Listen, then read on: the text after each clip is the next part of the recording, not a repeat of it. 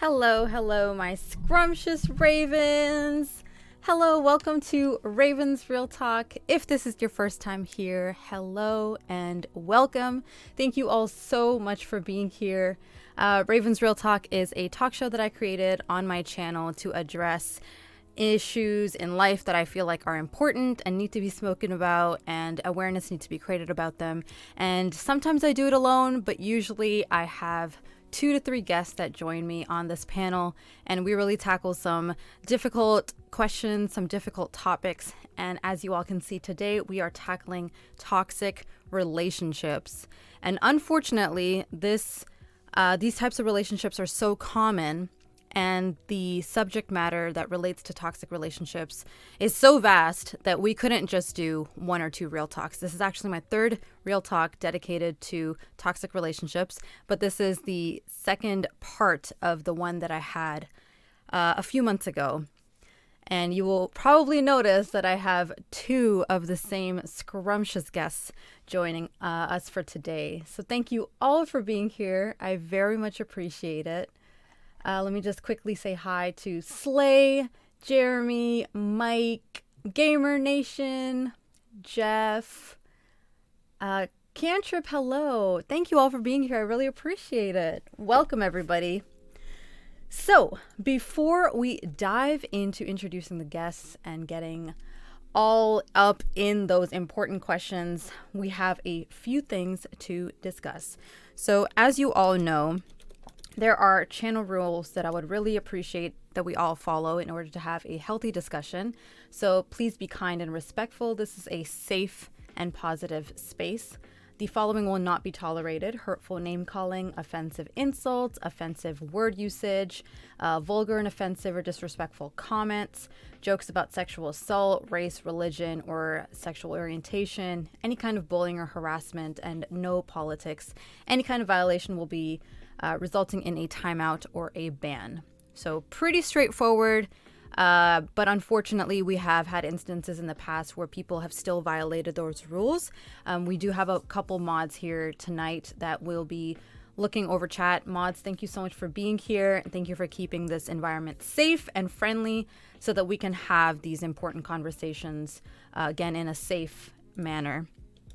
And then I have a specific code that I have devised for these real talks, because they do get very personal.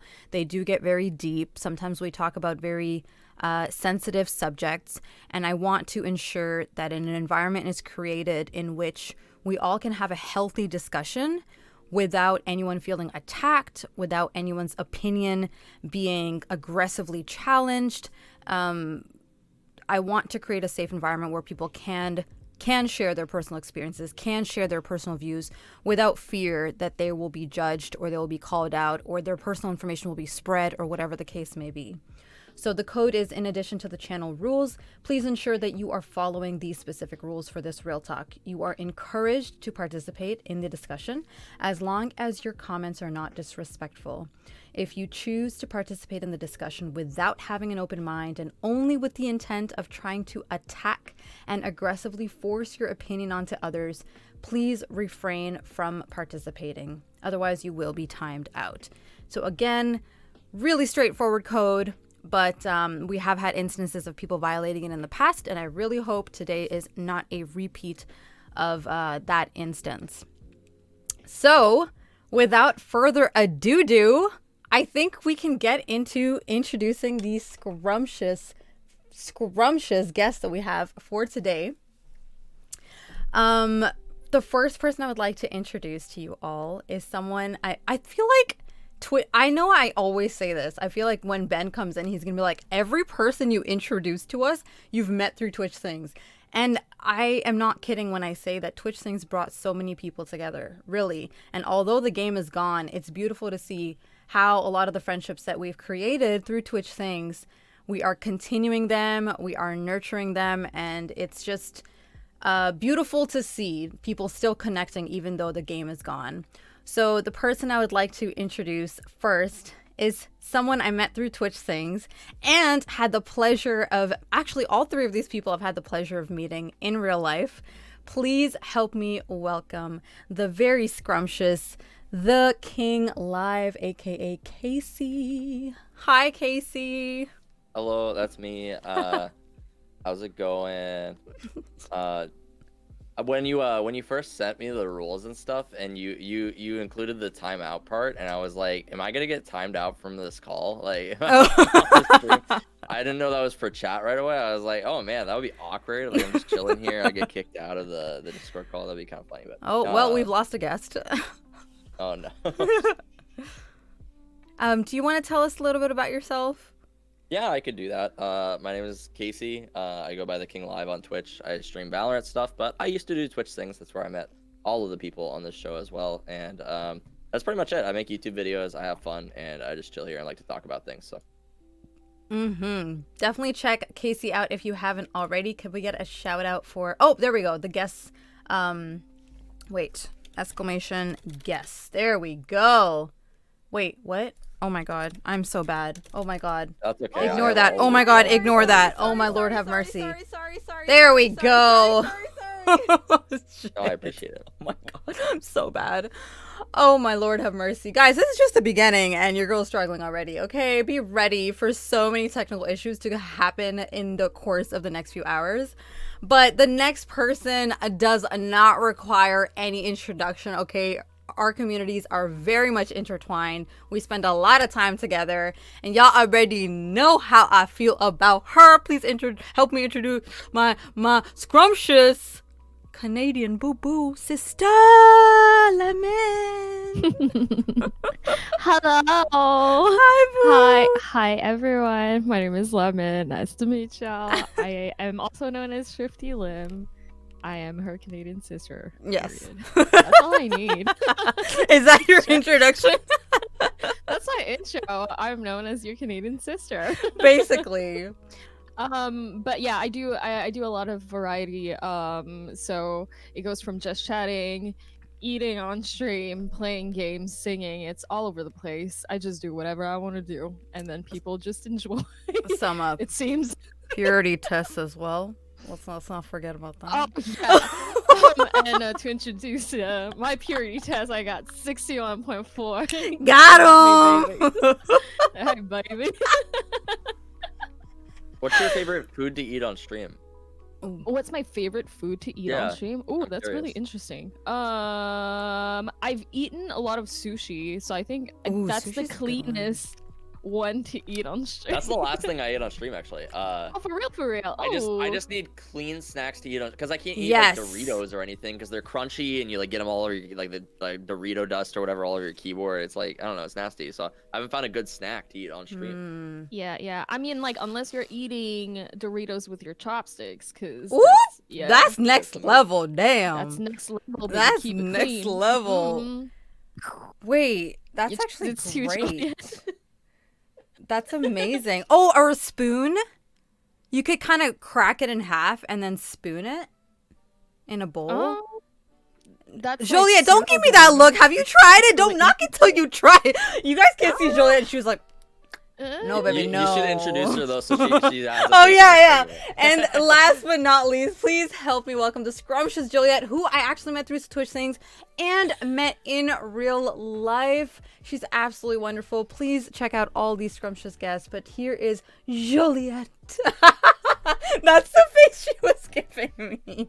What, a spoon? You want to eat Doritos with a spoon? You gotta do what you gotta do, Juliet. Okay. That's fantastic. I eat ramen on stream. Like, I have no clean snack ideas for you. If you guys think of any, let us know. Yeah. Wait, ramen as in like the cook ramen, or the dry I know what you're gonna say. The dry one? Yeah. You just take ramen and then you put the powder. And that's what I eat. Crunch it. Juliet knows. I've never done it dry. Wait, what are you talking about? Wait, what? Put it in water.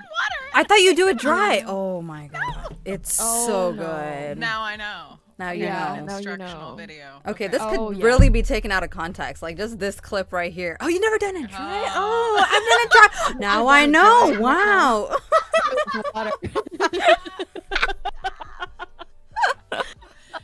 gosh. Make it so dry for you. So I'm Joliet. Welcome. Hi, everybody. I'm so happy you're all here. Oh my lord. This is the I'm introduction happy, to us. I'm happy to be invited back. I love Raven's talk. I love that you get down to business. And this food talk is really just making me hungry. So I'm a singer, I'm a songwriter, and on my stream you're gonna see a lot of randomness. I used to do a queue, like if you go to a lot of music streams, you get a lot of people put requests in, but I got kind of burnt out on that. So now we just kind of do whatever. If like you could throw a request in chat, and if that leads to a YouTube video, then the whole next 3 hours is just us watching YouTube videos and laughing. So that's kind of that's great. I sort of am a music variety streamer now. Oh, we love that. It's But whatever sometimes you we want sing. it to be, basically. I have to enjoy it, and if I'm not having a good time, so I try What's not the to get point? burnt out. It's hard. It's a streamer mood, but anyway. Yeah. Happy to be here. We can totally relate. Thank you guys for being here. I know life is quite crazy and busy, so I really appreciate you guys taking time out, such a huge chunk of your day, and spending it with me. Thank you guys. Wow. Join. I'm like getting PTSD from the times I had to be like, guys, there's no queue tonight. Please stop. Oh my god. Very Those funny. were the days. Oh my god. Those were the days, exactly. Hi, Manta Fuel. Hi, Ismail. Nice to see you guys here. All right, guys, are you ready? Oh Yeah. yeah. I'm fucking ready. Oh yeah. All right, hold on. Let me see if I can get this right. Okay. We're in a weird Boom. mood today. Yeah, I mean, like, when are we not? That's the question, though. Like, Yo, my sleep schedule's so messed up. I literally just woke up, so I have all the energy in the world. To sit here and talk about whatever. Let's go. Lovely. all right, perfect. We got the screen cap on. We good. Okay, before we get into the questions, guys, let me just do a few disclaimers. So first and foremost, when we're talking about relationships, we're talking about the term very loosely. We're not just talking about romantic relationships. It's any relationships that you can have with anybody, a friend, a partner, a parent, a sibling, whatever kind of coworker, boss. Yeah, all of those. So that's one disclaimer. The other disclaimer is, even though we're going to be talking about these subjects that we have researched on our own in our own time, we by no way claim to be psych experts and like well versed in the study of whatever we are talking about. These are just topics that we have chosen to research on our own time and contribute to the discussion. But we are not experts. We're not subject matter experts. Just putting that out there in case people are going to be taking anything away from our talk. Just know that if you do find down the road some like scientific conflicting information, it's not our intention to lead you on and mislead you into thinking that we are subject matter experts. We're just kind of shedding light on the subject, on the topic, sharing our experiences. And the other disclaimer is we were fortunate enough to have some amazing questions asked the last time we did this a couple months ago, and we didn't quite get to address those in the talk. So we're going to be going through some viewer questions this time around. So in case the people who asked these questions last time are here, awesome possum, I hope we can answer your questions. So before we dive in, let's define what is a toxic relationship. So Lemon, what is a toxic relationship to you? Toxic relationship is one that you can define or you cannot define. One that controls you without your knowledge at times. And then you are controlled, you lose yourself in it. You feel like you're walking on eggshells. You feel like you need to become someone else in order to coexist with the other person. That's what a toxic relationship is for me. Yeah. And that goes for any person, any type of relationship. Mm-hmm. I really like that you mentioned the eggshells bit, because that's like top for me. It's when you can't be yourself and you have to constantly walk on eggshells and you feel like you have to change. And the other one for me of a toxic relationship is when you're suddenly, like, the worst parts of you are suddenly coming out. when I was in, right? Like, you're like, I didn't even know this dirt was inside of me, and you're bringing out some nastiness, and not the good kind, right? And like I don't appreciate end up hating this, myself, bro. And you can't recognize yourself because you're like, this is not me. This is not how I usually am. Yeah. That's what I think, in addition to what Lemon said. Casey, what about you? I don't have like a very specific definition for toxic relationships, but I think that most relationships probably have some sort of element of toxicity within them. Like if you really dig for it, you can find it. Like there's times where people will be like, they'll point out stuff like, oh, that's toxic, but in like reality, it's like, well, you have to look at the full picture of the relationship, I feel like. But that's a good point. Like yeah, anything that's kind of controlling, anything that makes you feel like you can't be yourself, like you said. It really depends on the whole relationship, I feel like. But yeah. Joliet? I think like if you're confused a lot and you feel like you're like you don't know, like if you had like an argument with them or something and like you don't know what just happened, and I think that's a big sign to me. Like if you're obsessing over it, you're up all night. Like anyone who's violating your boundaries, like say you need to go to sleep because you got to get up early in the morning, but they keep sort of pinging you.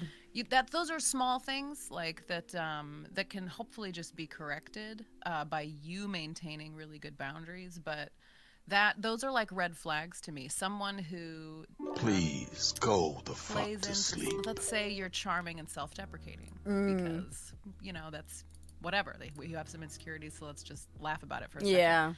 And that person doesn't adamantly disagree with you and they laugh with you and maybe help you toy with that a little bit. Don't take it. Don't take it from them. Interesting. Like, those are red flags to me where I'm just like, well, that could turn out bad. Because they know I'm willing to laugh at that about myself, but also I'm willing to take it seriously, which means they can feed off of that and feed into that in order to control me and make me doubt myself. So that's those are little red flags that tell me this might be a toxic relationship. Oh, that's really good that you've mentioned the first part was not knowing and just rethinking about it, because I think I've gone through that where I would go and have few arguments, and every time I would have some arguments, whether they be big or small, I would always question, why am I still there? Like, is it me that's crazy? Am I supposed to feel like this argument ended in a compromise? Because I still feel conflicted. And that just drags on and on throughout the relationship, and I don't know. Like, you didn't feel like it was resolved? Yeah, well, it never feels resolved within me, because there's just something that stems from the issue, and it never gets resolved, and I don't think that it would unless I just tolerate it. So I just end up tolerating, and I'm like, am I crazy to do this? Is this what this relationship is supposed to be? So that's it's so great that you're mentioning that. I didn't even think about it, actually. Yeah.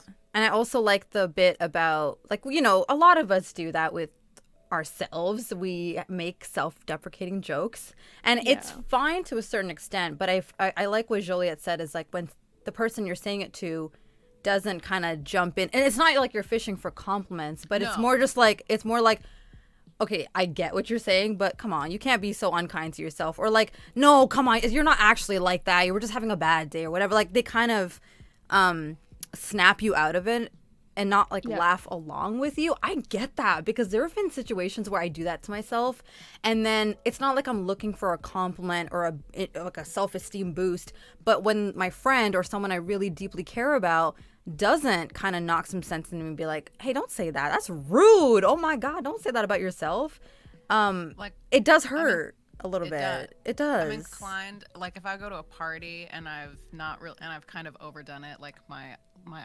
eyebrow looks like a Sharpie instead of eyebrow, or I've overdone my mascara, my something, like my eyeshadow, and I kind of make, like, I meet a new person and I'm like, hey, sorry about this, I don't really know what I'm doing, and that person isn't like, I think you look nice. That person instead goes, right, well, Oh, Like, Rude. not that I'm looking for compliments, but like just be aware Exactly. of that. Like, oh, maybe you should watch a tutorial or something. Like, are they just Oh being my honest, God. or are they trying to kind of just pay attention to that sort of interplay and Oh my god. Right? so, sort of something like that. That's what I'm It's saying. terrible. Actually tell you to watch a YouTube video? No, that's That's I always awful. think it's weird, like those people who they use like just being honest as like a mask for just being mean. being mean, right? Yeah. But they're Oh, I cannot deal. because you're using it as humor against yourself, and so they're like, well, I can harness this too and play this game, and like now you have this sort of witty putting each other down banter, and it's sort of sexy, and like, is this turning you on? Like, all of that goes on, all of that is going on like in your mind in the background, and I don't know, you have to decide for yourself if you're going to put up with that. Oh. Because even though that initial conversation seems innocent, that's something that can be drug Yes. into everyday stuff too, Yes. and it's small enough and it's sort of innocent enough that it can become bigger and you don't realize it until, and then like years later you're questioning why you're so bad at makeup. You know what I mean? Whatever it happens to be. Damn. Oh no. Right? And also I feel like society has this thing about deeming you calling something out to being like you're too sensitive. So then in your head you're like, maybe I can't take a joke, so I need to just like lighten up a little bit and go along with the self-deprecating humor because maybe they didn't mean anything by it and I'm just being too sensitive and blah blah blah. But it can have deeper repercussions than just like a silly joke that technically is not really a joke. We just do shitty things to ourselves because we don't feel that great about ourselves sometimes. Right. But that's why we need beautiful people in our lives to kind of, bring out the beauty or like recognize the beauty and remind us of our beauty because we all, damn, scrumptious.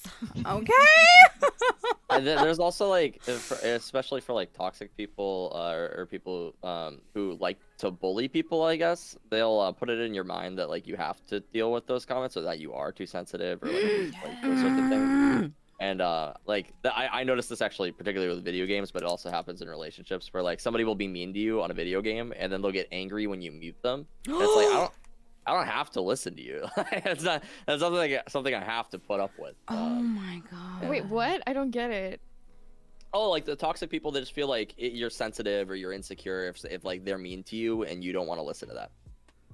Oh, Yeah. okay. So you're a wimp if I'm mean to you and you don't put up with it. Yeah. Okay. I see you. Yeah. Remember the example I gave when these people in Valorant were being super rude to me. I solo queued and then they started calling me and I was like, why do you have to be like that? That's all I said. I was just like, that is so rude. I don't understand why I have to be like that. And they're like, oh, guys, we have a Karen. Guys, a Karen. And like, they just kept going on about that. And I'm like, this is so, and I felt that game actually like hurt me. And I know these people don't like, who are they? But it actually hurt me. I was like, they're calling me a Karen and I know I'm not. And I'm just like, you were just mean to me and I was calling you out. But it kind of like makes you question like, am I being too sensitive? I guess it is a video game. But again, that goes back to like this weird culture that's been created around gaming, that it's just automatically toxic. That's the assumption, and that is I guess people buy into that sometimes and they're like, well, and then that's why, guys, when I do find nice people to play with, I'm just like, wow, you guys are so nice. Yeah. It's like a shock, I don't think that just because we're playing a game that it allows you to be an a-hole. No. At all. No. And I totally get you on the playing Valorant solo. Girl. Me too, actually. Some people just started calling me trash, and that got me. That day I was just Right? like, when you're not feeling it, so you open a game and then you're like, I'm just gonna let it out by shooting some stuff. Yes. And people just like just round me over, and you're like, You're like, now I feel worse. Thanks a lot. And I lost LP or RP, VP, whatever it is. Oh my Be God. nice, people. Be Be nice. nice. Seriously. Thank you, Jorefko. Sportsmanship. Right? Oh my God. Seriously. All right. So now that we've defined what a toxic relationship, we're going to get into a viewer question from last time. And that is you guys asked the hard questions. What is the difference between a narcissist and a psychopath. So that was a question that someone had asked last time because we were talking about narcissism. Does anyone want to start us off? Actually, can I let me make a quick disclaimer about this, or I guess I can just start us off. Sorry. What I found interesting when I was doing research about this question is that you can. So the person I watched a video, the person who was explaining it said, when they're talking about a narcissist, it basically means someone who is exhibiting a trait of narcissism. And when they're talking about a psychopath, it's someone who's exhibiting the trait of psychopathy. And just because you have those traits does not automatically make you a narcissist in the way that you have a personality disorder. So I thought that was really interesting because people can exhibit those traits of being a narcissist, but it doesn't mean that they are scientifically diagnosed or psychologically have that as an actual disorder. So that's one thing I think that's really important to distinguish, because it will follow really well into the question that comes after this one. So that's one thing I found really interesting. The other thing I found interesting about this is that the main difference that some sources said, sorry? Oh, sorry. My sister was saying something to me. So. Oh, okay. One source that I saw mentioned that the main difference between the two is that one of these, I believe it's the narcissist, can at some point during their lives develop some kind of remorse for their actions, while the psychopath may not ever develop a sense of remorse. Did you guys want to mention what you guys think are the differences between the two? Juliet, do you want to start us off? Sure. So narcissists are created, and psychopaths and sociopaths are born.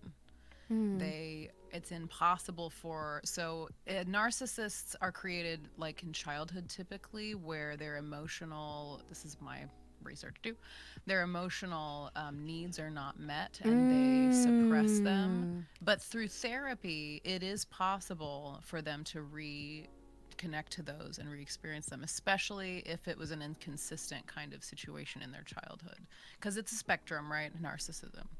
So like if your parents when you were a kid just didn't have time for you unless you won something or achieved something or got a certain grade, and so you learned, for example, to that failure is not acceptable because you don't get that reward from your parent, the love reward, that love response. But coming to them crying about something or expressing an emotion, and that being sort of diminished, that can breed this sort of narcissistic tendencies. And I think all of us have these, regarding narcissism, all of us have this to some sort of traits here and there. But it's the kind of manipulative, lying, hiding, and faking empathy, learning, faking empathy is a great one.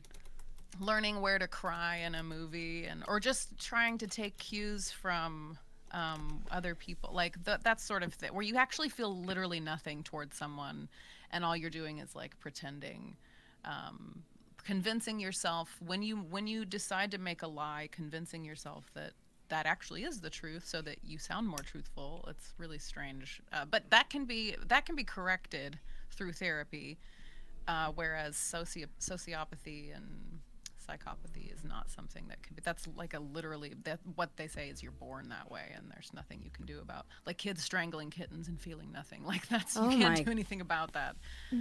You're just crazy. Oh my god. Yeah. Yeah, and I think crazy is a strong term too, though, because there are a ton of there are a number of psychopaths who probably live a normal life, and they can get through it.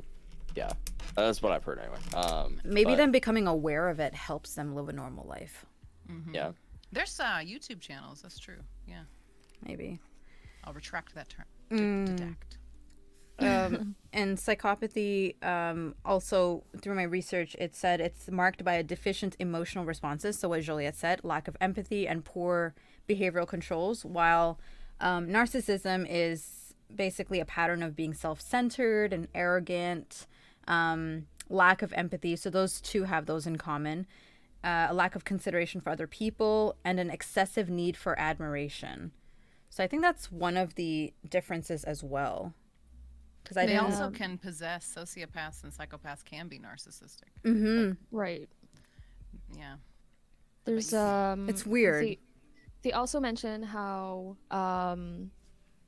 narcissists will usually verbally control someone. That's how they'll manipulate, but psychopathy can go out of those boundaries and be also violent as well physically in order to control someone.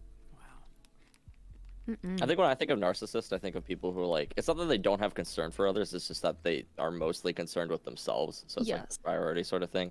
So if they're ever faced with like an option to like where they can help themselves or help others, they're probably gonna help themselves. But like if like it's there, it's like, oh well, like this person needs help. Like I don't think that they would like pass it up entirely, you know. But I see what you're saying. if it's not an inconvenience to them, or I guess if it benefits them in some way. But I guess maybe a psychopath would do the same thing. I don't really know. But Yeah, that's what was interesting about this question. Like I didn't land on a concrete, like I don't have as you guys can tell, I don't have a concrete answer for this because I feel like the lines are so blurred between the two, and I feel like only an expert would be able to tell you what the difference between the two. Actually, the video I was watching, even he was saying that it's very tricky with these because in under each of these are like two umbrellas of type 1, type 2, type 1, type 2 narcissists and psychopaths. And then those lines could get blurry. So it's that's a very deep question and a very detailed question, but unfortunately we're kind of just trying to give you the best response that we possibly can. Do you guys want to add anything to this question? Anything that you've got to say? I have like a random talk here. I had done the narcissistic test and the sociopathy test because I believe that I would score high despite how I act towards people and by my beliefs and my values. And I scored high risk of narcissistic personality disorder and then high sociopathy disorder as well. But coming back on what you had stated earlier, I can display a lot of these, but it doesn't mean that I will act upon them and that I have a disorder. But I am high risk just because I've ticked off a lot throughout my life. Where did you get this, and can we all take it right? Yeah. I'm taking one right now, actually. It's I so really wanna know. robo. Like it's so simple. Let me try to find it for you. Let's just as a group. Yeah. No, I'm answer glad that these you out mentioned that because like that's was something that I had like written down like later. I feel fairly narcissistic at times. Yeah. But that's why it's so important to recognize that these are traits, and only when they kind of go, a little, I guess, out of control. Right, the spectrum, and that's so important. And I like that King mentioned that we all, at some point in our lives or regularly, display some traits of either being a narcissist or a psychopath. Sorry, but it doesn't mean that we have that disorder. Exactly. Yeah. And I think that it is very important. See, I really like these type of tests just because I'm able to acknowledge certain things that I do. Also see whether or not I act upon bad traits that I don't believe in. Love this. So Love even it. if I score high, I won't dig myself a grave because of it. I'm more happy that I know about it and that I will act accordingly so that I don't hurt anyone. Okay, I'm gonna. How long is it? I don't know how long this one is, but It's like 10, 12 questions. I think it's really not long. Okay. And on the same site, there's also other type of tests. So yeah, there's I did the psychopathy in there as well.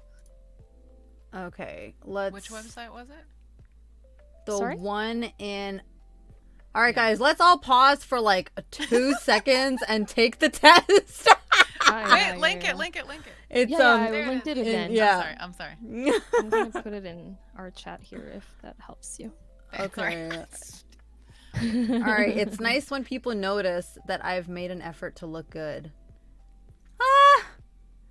This is hard because I gotta think about this and stuff now. Like, it depends. Like, are you my partner?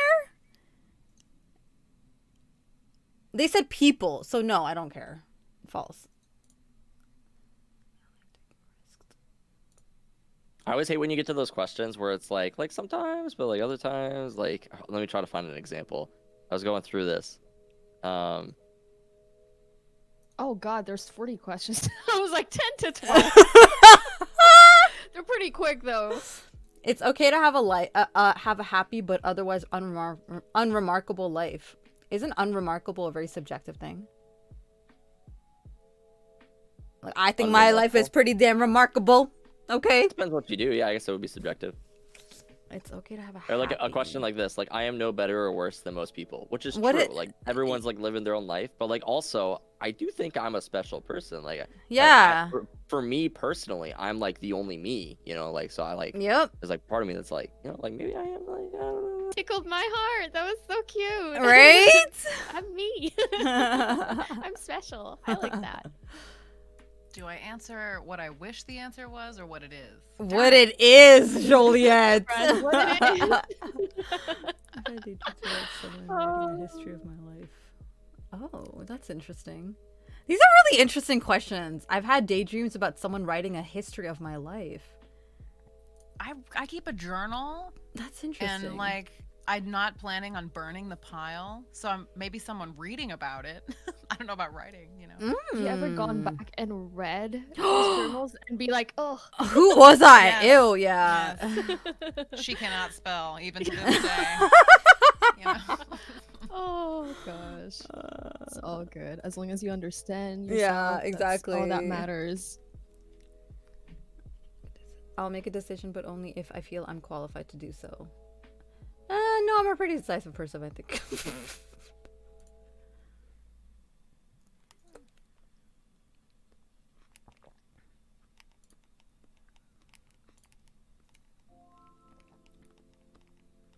Okay, I think I'm done. Reading my Damn. results. Wait, it's having me fill out another survey. Oh no. Oh, are you No, kidding No, you can me? just- no. Oh you my can just- lord. How old am I? Oh no. It's for science. Hi, Will. Hi, Natsu. You got 19 out of 40? Oh, shit. Okay, sorry, guys. I know you can't see anything in the discussion place. I'm doing the test right now. For those of you who are just joining, we're doing this narcissism test. We've taken a slight... My body is better than most people my age. Hey, let's go, Joliet. Mm. Scrumptious. High risk. Oh my god. Hi, Michael. I don't Hi, wanna... Will. Hi, Natsu.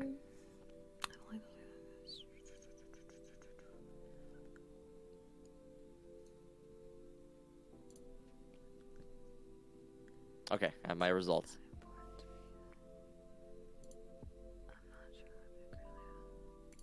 I like how these quizzes get you so excited, like in like a bad They way. are It's like very let's figure out if I'm a narcissist. Yeah, like Yeah. It's such a good indicator for you to like reconsider who you are as This a is- person. Bro, this is a test. This is a test question. I'm not very modest. True or false? Like that's a trick question.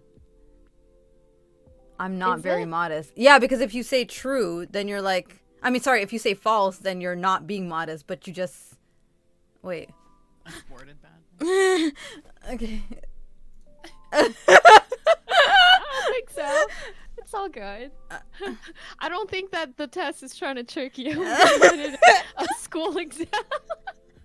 Imagine this test is narcissistic, you know? It's Oh trying my to play god. you. It's been a trap. It's believes the in long itself con. so much. It's the long hilarious. con. I'm not very modest. I don't fucking know.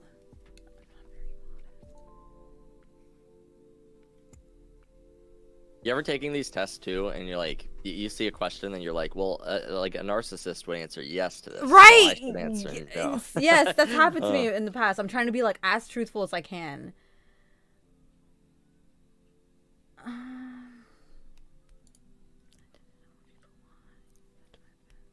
I'm done. Oh shit! Sorry guys. Sorry. It was on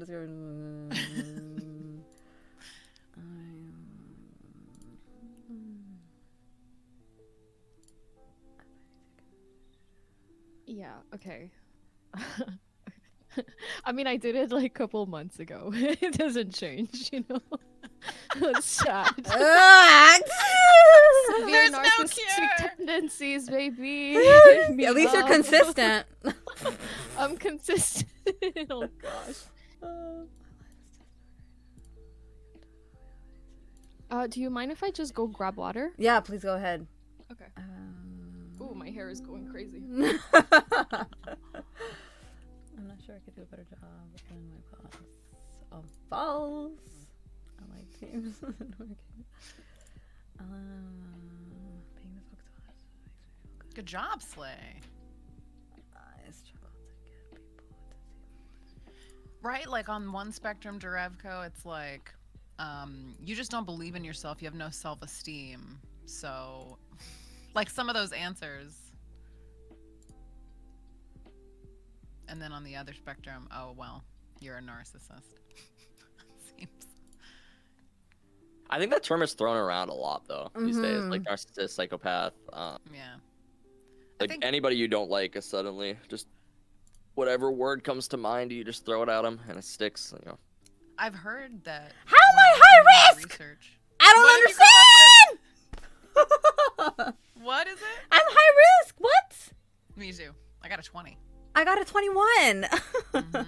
What is this? You believe in yourself. Who knows? This is not that's the no thing. inaccurate. Okay, A narcissist will say this is inaccurate. Juliet. Oh, girl, you're You playing blame with the my test. mind. Oh Lord, What's going on? we got high Oh, risk we just too. Oh, I got a 25. Oh my God. Okay, so we all. Okay, well, Cancel all? the quiz. all of us. We all high I think some of risk. those questions, like, especially with society lately, though, how like it feels like a lot of these questions are probably geared more towards it because they're like, well, do you feel confident in yourself? And if you Society. do, then it's probably like a bad thing seen for the test. But like with society, like everyone's been trying to like build each other up recently, like in the last like couple of years. It feels like on Self-care. social media where it's like feel confident about your body, you want to show it off, you should feel good about yourself. I feel like at least the four of us, it feels like we've kind of gotten to that point where we feel pretty confident in ourselves. Very true. And like, so I feel like we're probably more geared to answer positively to that question, but then that's probably probably raises your score on this test. Yeah. yeah. This is why they say that it's just tendencies. It doesn't mean that you are it, right? There you go. We just applied the knowledge from this question. There you go. Yeah. Yeah. Hi, Hadriel. Trust me, I know one. You guys aren't. Well, thank you, Zarefko. Thank you for that validation. Narcissistic relationship advice. Change the episode title.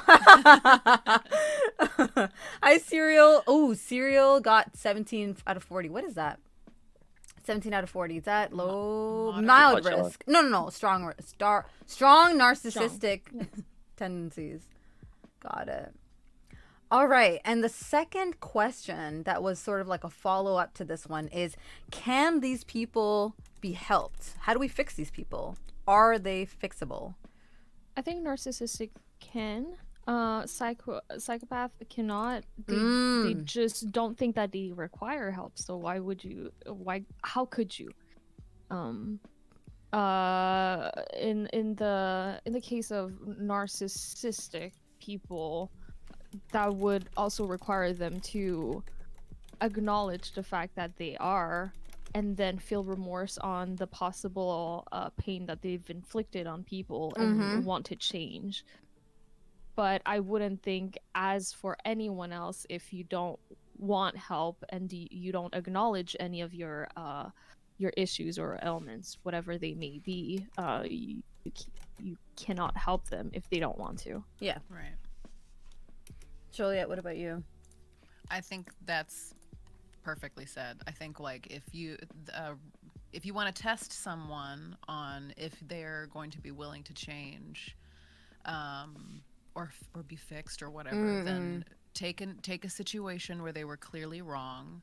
See if you have, even if, like, let's say you have actual evidence that it's not true, and then confront them about it. And if they go into a rage, if they divert attention, or they start blaming you instead to divert attention off themselves, that's someone who's not likely to, you can't move them around. They're not likely to be. But if someone who's open to being wrong and Welcome, accepting fellow Raven. responsibility for something that they messed up, there's hope there. Like, you know, as long as you can come up with a good way to communicate with one another, like, hey, you kind of stepped on my boundary here, and I think we need to revisit this. And they say, you know what, I'm sorry I made you feel uncomfortable.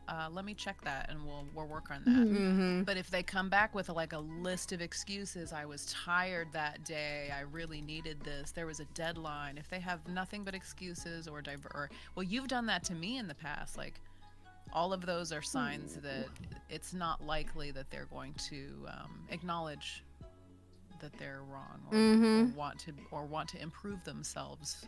So. Yeah. Going off of what you said, I think that's a really good way to just learn something about people, just how they handle when they're wrong. If you're like, hey, you were probably wrong here, and like I do this with like a lot of my friends, just like with like not like specific or like personal things, but like I think an easy example for me is like when you're playing a game and it's like, hey, you probably made the wrong decision right here, and if they get really offended and they're like really angry about it, it's like it's kind of a bad sign that that person does not really care about their own personal growth.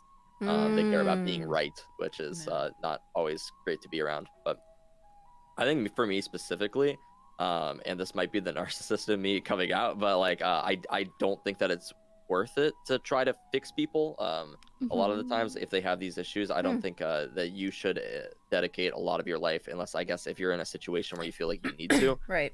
to fixing somebody. People, they can only change if they want to change. Yeah. And I know particularly for me, I wasn't a great person in high school, and I think that I went through a lot of people realizing that I wasn't a great person to be around, and they stopped being around me. And that for me was the impactful part, where it's like, oh shit, like people don't want to be around me. Maybe I should be a little bit less shitty. Like you internalized that, and you were trying to do something about it. You weren't just 'cause like, well, it sucks their losing people that problem. you care about because you're a bad person, you know? Like, Yeah. So for me, that was the only thing that probably would have fixed me. And I think I would have continued to be the same person I was in high school if nobody was like, hey, I don't want to be around you, you know? Right. I think Casey mentioned it needs to click. It needs to click, and it needs to, like, someone could possibly plant that first seed, but as King said, they are not accountable for you. Like, that's a you problem. They can just flag it, but they don't got to spend their whole life trying to fix you. Like, ultimately, you need to make that call. You need to make those changes if you want to. So I agree with what all three of them said, that I think that narcissists can change. Psychopaths, I feel like there's something deeper rooted there that they need some kind of professional help possibly. But yeah, again, if they want to change, it has to be on their terms, and they have to recognize that a change is needed. I don't think that they can just change out of nowhere. Someone has to flag it, I think, to them first, because I feel like, if I'm not mistaken, when you are a narcissist, or you are exhibiting traits of psychopathy, but like extreme psychopathy, you might not know that you are until someone mentions it as being a problem, right? You might probably disagree with that statement as well if you're a psychopath. Shit. Yeah. Like, I don't have an issue. Yeah. You do. Right. Exactly. That's true. Yeah. That is true. So again, I guess if they come back at you with that, that's not a person worth your time of trying to help, or like trying to shed light on the issue, because clearly they in denial. Okay. I also think that it's important for people to acknowledge that some people are going to keep you around with the sole purpose of having you try to fix them, but they just like having that attention. So I am broken, and I want you to be in my journey of becoming better, and I need you there, and I love you. But then every time you state something, or you try your best to help them, it just goes in one ear and then goes out the other. So you also need to be very wary of those people trying to quote unquote become better. I think Yeah. something to. So I was gonna say, I think something to note too, like as just for us, like if you're ever called out on something and you have that like natural reaction to like be like, no, like you're defensive? wrong. Yeah. Yeah, that's entirely normal. I think what's important is that you are able to reflect on those things later. Like in the moment, it's entirely normal for people to be like, oh wait, no, I'm being confronted about something that I believe like I didn't do this wrong. But I think the reflection is the important part there. Oh my gosh, someone came into my stream once and I was I got raided, and I like to play original songs when I get raided, and my little joke is self-deprecating joke. Is hey, I'm gonna play an original for you, that way you can kind of hear what my sound is, and if you don't like it, don't follow. Like this is so Actually, that, that's really fair. Actually, tell you what this is right up front. That's actually really fair. So just pay attention. If you don't like it, you can leave, or whatever. But someone said, like someone came in and they were trolling me, and they said things like, "See how she did that in order to like play one of her originals for us." And then like he had stupid. It's your stream. Mistakes. He made little mistakes. He could have had me. But I was like, "Oh no, I'm not. I'm not like forcing you. I'm not here like forcing you to listen to my originals if you don't want." If you don't want to hear them, that's fine. Like, I get it. I'll get back to this is why I got burnt out on the queue. I'll get back to the queue or whatever. And it really flustered me like, oh my gosh. And I started questioning myself. Am I doing this? Am I looking for excuses to like promote myself? Here I am with a Twitch channel. Right. Come on. This is right. like, right. I didn't, you don't think clearly in those moments because I want to be really sensitive to not like over promoting myself or being that kind of person. But anyway, that's what I mean though, is like they come in and and then you have this moment of self-doubt where you're like, shit, wait, am I actually did I actually so do I that? had that moment like King was saying where I got really flustered, like, wait, what? But it doesn't display like anger for me. It displays as sweat. I turn bright red. I start to cry. Oh goodness. But where you kind of question yourself, it's like that's totally normal, those reactions. If someone's calling you out on something. But the bottom line is, are you truthfully does it land? And are you questioning, wait, what is reality? Is this true? Or is this just someone's perception of me? Are they perhaps projecting or whatever it is that's going on? And then come back at it like, okay, let's ground ourselves. But your initial like sweaty cry, anger is fine. It's fine. It's normal. This is something that I noticed specifically with like Twitch, but and like this is my personal belief. This isn't like a psychology like take or something. I'm not educated on this at all, but I feel like a lot of people's problems stem from insecurity, and it seems like stuff like that is just like it just screams insecurity where somebody comes into your channel and they get upset with you for wanting to play your song that you created that you are proud of, you know. It's just like that stuff really bothers me when people, they just take it out on you because they're jealous that you can like you have this song that you're proud of and you have this thing that you're really happy that you made. Subtracted Cat just stated something that's just ties it up. If there's any place where you should be self-promoting, it's your own stream. That's exactly like, do this, you know. I don't understand. It really pisses me off. Side note, I mean, we all can relate. We're all streamers. When people come into your home, like your stream, and tell you what to do with your stream, like, oh, why aren't you playing this? Why aren't you doing this? When are you gonna play this game? I thought you were gonna play that today. Why aren't you playing this game? It's like, yeah, you don't run my channel. Oh, I thought you were gonna play this. What happened? I changed the plan. Simple as that. Famous why can't I join your queue? Oh my god. It's closed forever. It's been 7 hours. I need to go to bed. You guys, I have That boundaries. too, yes. 7 hours. Is Ooh, boundaries. Backseat streamers, yeah. Hi, pseudonym. Oh my god, Natsu. I feel like it is cooler to come to a stream and hear something original rather than hear the same old cookie cutter stuff. 100%. And I like what Joliet said. It is a display of that person's character, their soul. I feel like when people sing, you can really get to know them. And if you don't like the vibe or you don't like their music, or, you know, let's just say they're like super, I don't know, a specific genre. Let's say they DJ or something, right? And you're like, I'm totally not into house music. then you just don't follow them, and you just don't, right? It's simple as that. Like, you don't need to talk shit about them. You don't need to tell them how they should do things differently. It's a way that they're displaying their stream, their home, and you make a choice for yourself whether you want to stay or not. It's like really simple. I don't know why people complicate it. I just thought about something super hilarious, but imagine if you applied that situation to other type of streamers. So let's say an art streamer, they get rated, and then someone comments, "Why are you showing your art?" You know what I mean? Right? So yeah. Look at this guy showing up his heart. What do you want me to go? Like, go on Google and show someone else's art? I don't understand. Yeah. I think I was listening to who was? I think it was Donald Glover. It was like one of his jokes where he was talking about how like he was in the car and he was playing his own music, and somebody was like, "You listen to your own music?" He's like, "Yeah." He's like, "I created this. I spent so much time on it. I like my music. Like, what's wrong with that?" Barrier number one for me. I have to love this. Yeah. That's my rule. If I ever make music one day, I better be like, it better get in my soul and my spirit, make me want to vibe out, right? Like, if it's not touching you in that type of way, you kind of fucked I think up. he compared it to like a chef, and he was like, if like a chef made their own food, are they allowed to eat it? Like, Brilliant. Oh my god. So good. I'm gonna use that. I'm gonna use that. Bro, I'm gonna use that. That's such a good one. Oh, that's good. Right? That's the chef one's really good. Yeah, I like that. The art one's funny too. It's like, it's my stream, and I am an artist. Like, I don't know what you want me to do. Oh god. Yeah.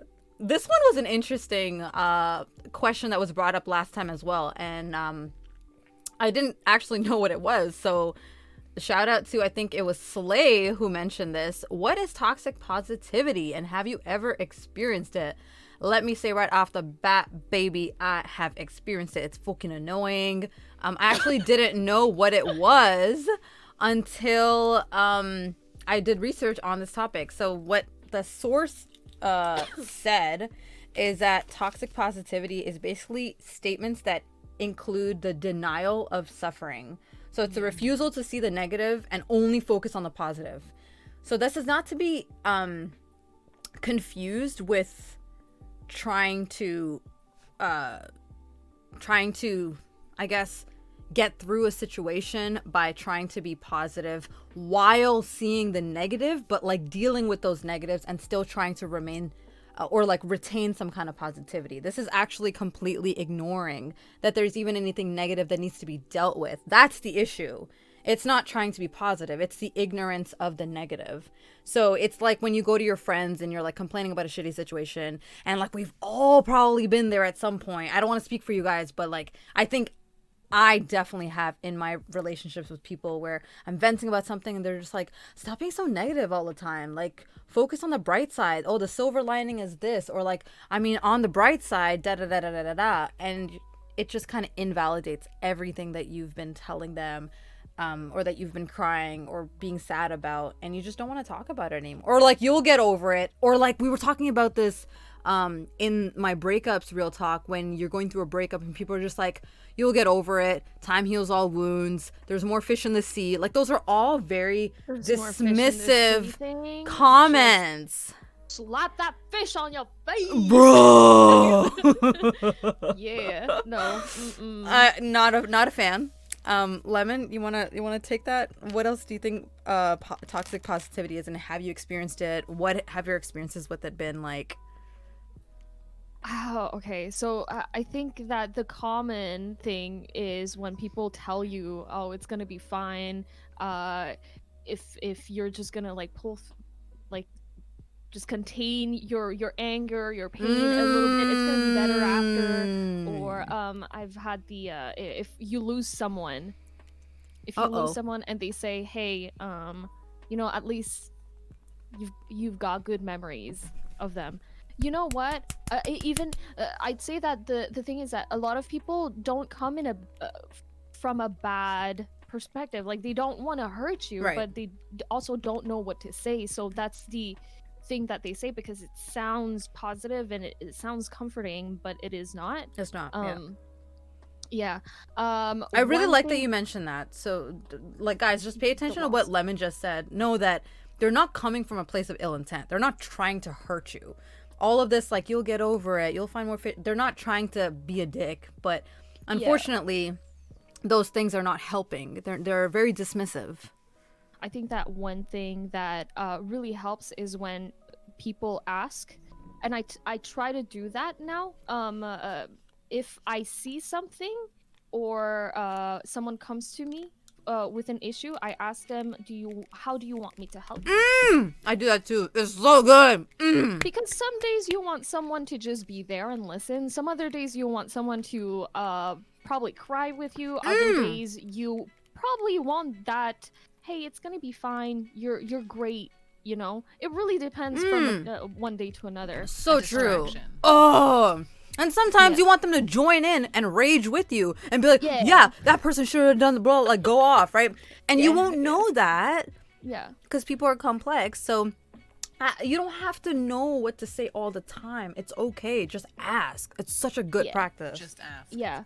I think that actually, Subtracticat is writing like 100%. He does it very, very well when he's going to pick up a cue, whether or not I'm feeling bad, and he's going to ask, can I be, I am here for you. If you need me for anything, let me know, whether it be just watching a movie, playing a game, it really comes in so many different flavors. Help. Yes. Yeah. And also, while I was doing some research on toxic positivity, I didn't know about this either. Yeah. This is a new term for me as well, but they were mentioning something about toxic positivity within yourself as well. So if you're stressed about work, and then you have so much responsibilities and whatnot, but you have, you're trying to hide it and with a smile and not let it known by your managers, your superiors, or your peers, because you don't want to display this weakness. So you're just like, yeah, I'm fine, I'm totally fine, this is gonna be okay. And this is something that I had done actually for the past couple months, actually, because a lot of people were asking me, are you fine? You're doing overtime so often. Are you sure that you don't need some help? Do you talk about it? And I always answer, I've always answered this, it's gonna be fine. I have to do this. It's gonna be fine. I just don't want others to feel it, and I don't want to spread that negativity. Right. So I leave absolutely no space for self-compassion here. Which you deem as negativity, when actually that's just being human and not having a top-notch day all the time. Yeah, and it's totally fine. Or giving the impression that you can't handle this somehow because you're experiencing strong emotions about it. That frustrates me. And, you know, do you come off as a woman? Like, do I come off as like just emotional? Oh, like, that's not allowed in the workplace. Very true. When Very true. Actually, that that serves me quite well in my life. Thank you very much. But I feel that. Yeah, you should definitely acknowledge and care for the emotions that you have, because once you brush them off, I feel like the secondary emotions that come from that decision of brushing it off is far more ugly than the first that came in the wave. So true.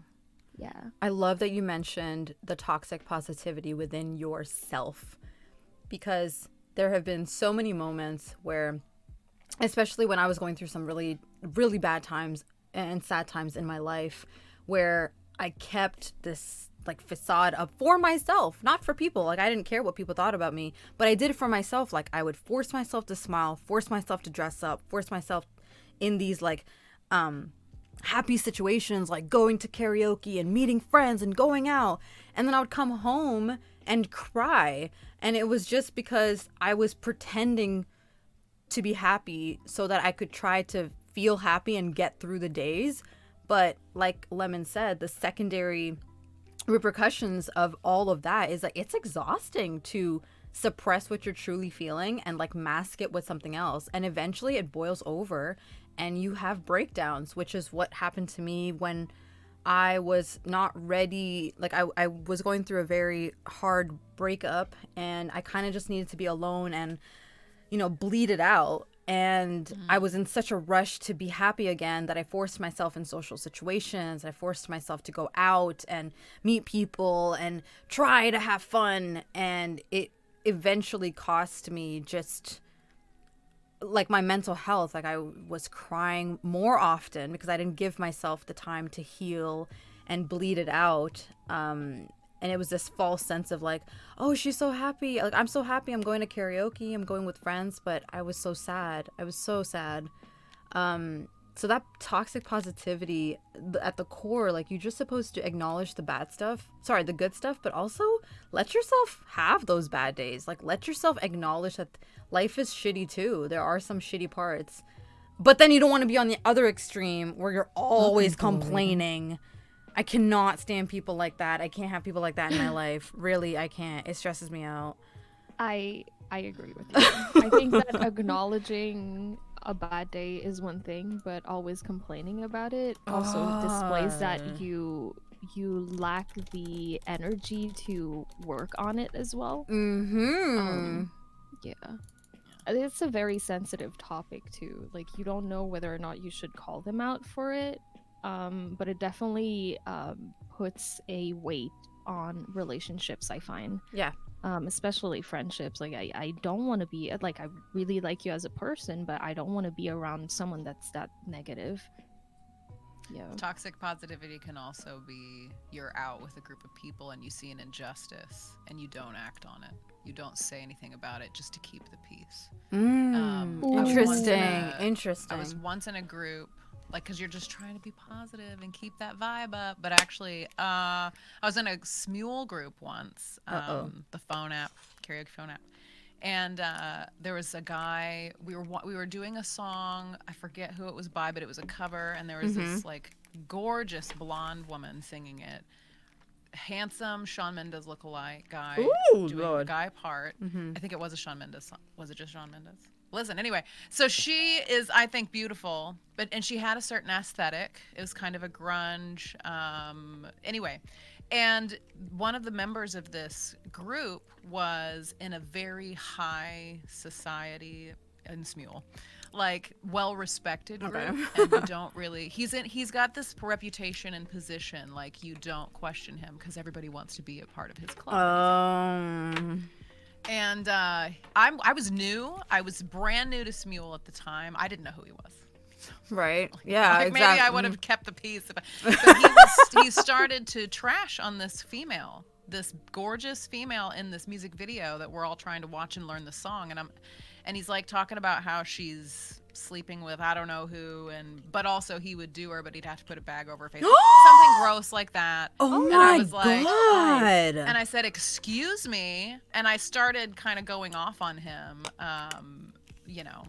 in the best way that I could. Just like, can we not, like, tear down this woman who's more beautiful than, like, I think I could ever hope to be, number one. So what are you going to say about me? You know what I mean? Like, I was so mad at him. And I said, if this is the kind of attitude we're going to have in this group, I'm out of here. Right. And everyone was so uncomfortable. They all sent me messages like, Joliet, you're new, but this is who this is. And I don't like, fucking care. This group. Right. And I'm like, why do I give a rat's? Like, I was so mad. I was so mad. Anyway, he ended up messaging me, and, like, there was an apology and, like, some backstory about him, and we're okay now. But, like, I was having a lot of those things came out. Like, I was having a bad day, and I actually love women. I have 3 daughters. And I'm like, shame on you. Wait, what? Yo, when people back that up with, I have kids of my own. It's like, I have daughters. No. Right? Then why are you talking like that? No. Honestly, I feel like I don't know if you guys have heard this before, but I've heard that when people are in high stress situations, their true, like, that side of them is awoken. So if he has these, like, terrible things to say, it's a part of him. It's not just that, oh, he's having a bad day. No, the fact that you said it's part of you. Like, it's somewhere there. It's just got to get activated. It's dormant. Ugh, gross. For whatever reason, he developed that, The other thing I'll say about toxic positivity is just dismiss it. Like, I was explaining to someone that I have to encounter on a regular basis in my life. Sometimes you can't just walk away. You have to learn how to navigate these relationships. But someone I encounter like in a normal situation, I was talking about something with my daughter and how, like, just I think the topic was how to play with her. Because sometimes we get adults, if you don't have kids or you don't play with kids on a normal basis, it can be kind of boring playing with a little kid.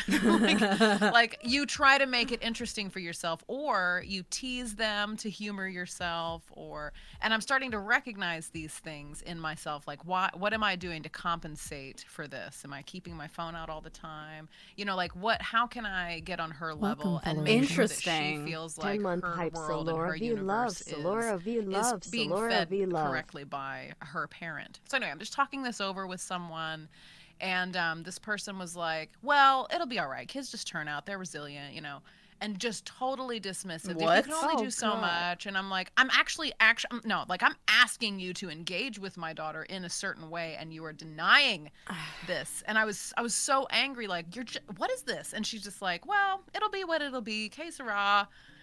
Kids are just resilient. Like, that's so dismissive. It is dismissive. That's a lack of owning what you could maybe do better in a scenario for the sake of, you know, that person was trying to accomplish two things. Like, I'm going to make you feel better and not think so much. Don't think so hard about this. You're doing the best you can. And also not taking ownership and responsibility for what her role of this would have been. So, anyway. I really like keeping the on. peace, that thing that you mentioned, that I didn't think that could be, well, I know that it could be a problem, but I didn't think that it could be a case of toxic positivity, and it definitely could be. Like, now I have a name for it. So there you go. King, do you want to add to this before we move forward? Whenever I think of toxic positivity, all I think is like the streamer groups where they're like positivity streamers, and like that's like all they do. They just like they're really positive all the time, and they ignore all the problems, and they're we're growing together and stuff like that. And it's just like, I feel like it halts like development as people, just like not focusing on problems and not focusing on like fixing issues, or like the fact that things suck, there are problems and they like need to be fixed and they need solutions. Yep. Like or you could also like compare it to like a society where they just like they're always happy all the time. They're like, there's no problems in America, like we're doing great, guys. Like there's not a single problem in this place. Look at that, we're number one. It's like, okay, well, I mean, like, it really halts everything, all progress. Yeah. I like that you mentioned the streamer groups, because there was one stream that I stopped in one time, and the person had... Sorry, one second. What happened? Which one? Oh my god, it's right there. Sorry, guys. My brother's going to grab some Cheetos. You're going to... Don't drop it, Fawad. Oh my god. You're good. It's worth it. Okay. Fawad, what are you doing? What is happening back there? Oh my god, the whole family's coming. Sorry, guys. Give me like 2 seconds. Oh my god, guys. Oh my god, fall. It's gonna fall. Guys, oh my god. Give me 1 sec, guys. I'm gonna do it. Run! Oh my lord, have mercy. Can I finish this? Well. I love this. I love this so much. Oh my god. Oh my god. I'm falling. Please don't fall, boy. Okay, good. Yeah. Okay, keep going. Subtracticat says, Okay, welcome, SoloRaven. That one's always tough since there's something to be said for trying to give people a few hours to shelter. Sorry about that, guys. Okay. I'm not sure where the line is. I think asking where that line is. How can I help you? Like, what do you need in this moment? Yeah. Sometimes I just want to be angry too about things. Yeah. Like this isn't quite toxic positivity, because I think it doesn't quite cross the line. But when I'm streaming and I'm like angry in a game, I get really irritated when my viewers are like, "You got this! Like you can win this!" And I'm like, "I just want to be angry. Don't tell me I got this. Like I'm really angry at you. Don't tell me. I want this game to be over. I want to lose. I want out." Yeah. That's funny. Sorry about all that, guys. Are you okay? Yeah, we're good. We're good. Perks for living with the family. What I was saying is, I stopped by a streamer one time. It was my first time in their stream, but like I had heard really good things about them, so I stopped by, and She was in the middle of doing, I think, some singing or something, She's but right fine. before that, Watching the stream. oh my god. But god. Yeah, so one of her viewers had said that they just got diagnosed with some like terrible, disease or something, and they were going for treatment. I can't remember if it was cancer or something worse. And they were just like saying like, I still gotta go for XYZ treatment. And she was just like, oh, don't worry, you'll get better. And in my head, I was like, you're not acknowledging what they're saying. They were saying like it's getting worse and like they're not gonna be okay. And I think for me at that point, I was like, got it, you're one of those. And I know I might have been too quick to judge, but it was the whole positivity thing. Like she was super perky and super happy, and it was like she was just going through the comments and there wasn't like real empathy, it felt. It was just engagement. Yeah, it was just like, oh my god, I'm so sorry to hear that. Well, you know what, don't worry, it's gonna get better, you got this. And it was like, doesn't quite work like that. Yeah. I think when I hear that stuff, what I hear is that like I can't actually help you with, like, I can't offer you any sort of like consolement. So stop talking about this. It's making me uncomfortable. Like, yeah, actually, I think that it is very important for people also to acknowledge there are topics that are a bit more uncomfortable for them to talk about, and like there is a space and a time to discuss things.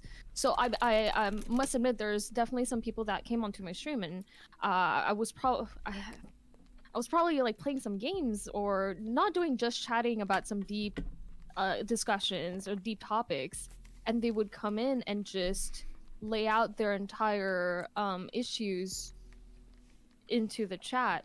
And that's really hard to snap out of your game or singing or whatever is going on in order to give your full attention to them, because for sure you don't want to dismiss what they're feeling, but at the same time, is it the space to talk about it or the time? Maybe not. So what do you say in those situations? Because I have in the past just literally said it like, do you want a message offline, because I feel like this topic would be way better to be spoken, because I can't give you my attention right now. Yeah, that's what I do, and I think that the Discord also is a safe space. I say that too. Yes, yes. Because people actually, we rent and then we help each other, and I think it's a better space there than on chat, because it's so momentary chat. There's so many different people that come by as well. It's not your regulars, and usually your regulars tend to they tend to care a bit more and be a bit more mindful of how they speak to other people. So yeah, I agree. And you would know. Sorry, go ahead. No, it's good. I mean, I love that, and that's admirable. I would never ask someone to private message me, though. It would kill me. I get that. It takes so much energy, and carrying someone else, especially if it's a true trauma and true burden. I just don't know what to say, except I'm so sorry you're going through that. I hope that you can find what you need. And unfortunately, I don't think it's going to be me. And you're not like trying to be dismissive. I'm not trying to be recognizing dismissive. your capacity. I'm not trying to deny their reality. It's more, I have a lot going on in my life too, and I'm sorry I can't carry that burden with you. I'm not that person this time around. That's rough. No, I really, really, really like that. You're recognizing your capacity. And in the past, I have done that before, where I would say that, you can message me at any time, this and this. But I think through my streaming journey, I realized that I got to put some boundaries in place. So I normally don't have people, or I don't encourage people to message me. Or if they do message me, I always like let them know that disclaimer, right? I'm like super busy, just like everybody else, so I might not get to you. If you need momentary help, I'm probably not the best person for you, but if you can like wait a few days, like I'll get back to you when I can, and I'll try to get back in full.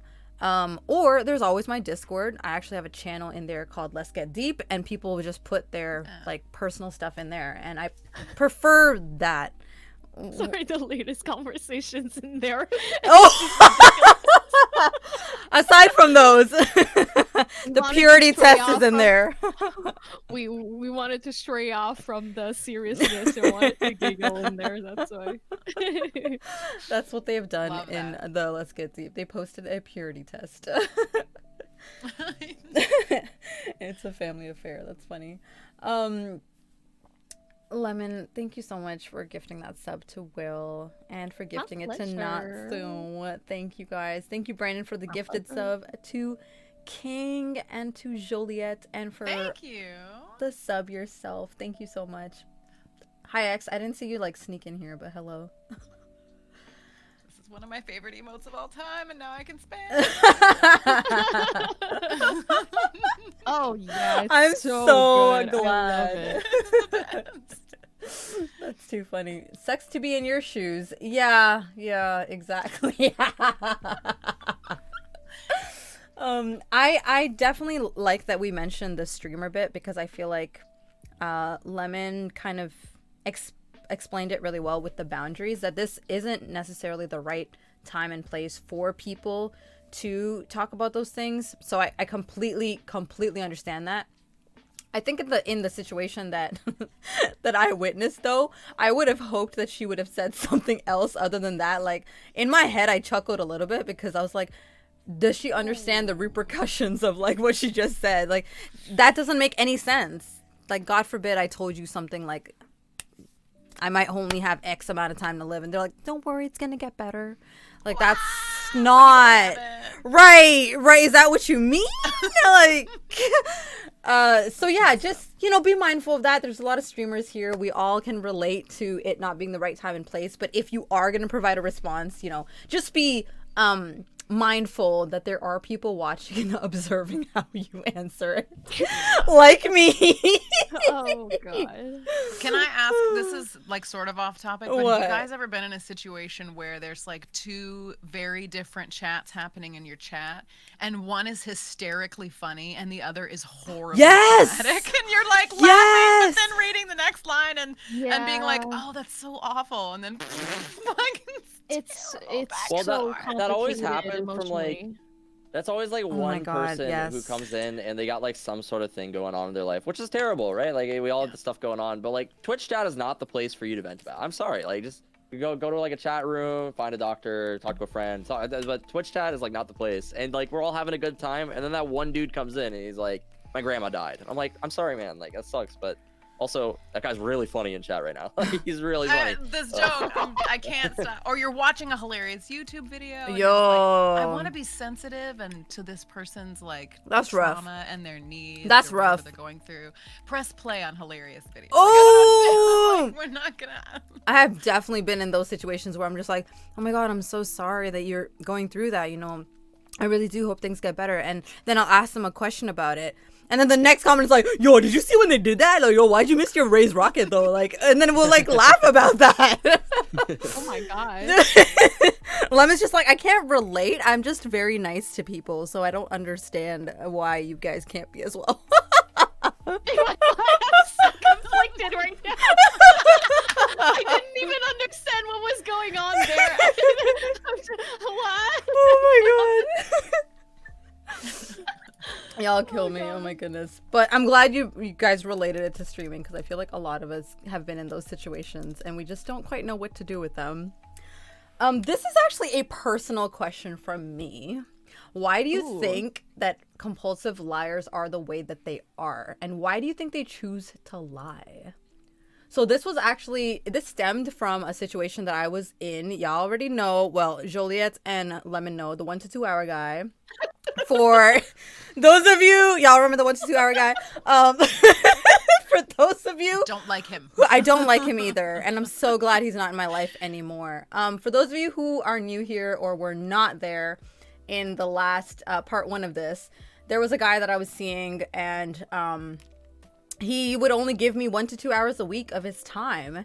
And he would sell me all these beautiful things. Like, I wish I just had the time to show you how much I care about you. And he even used the love word on me.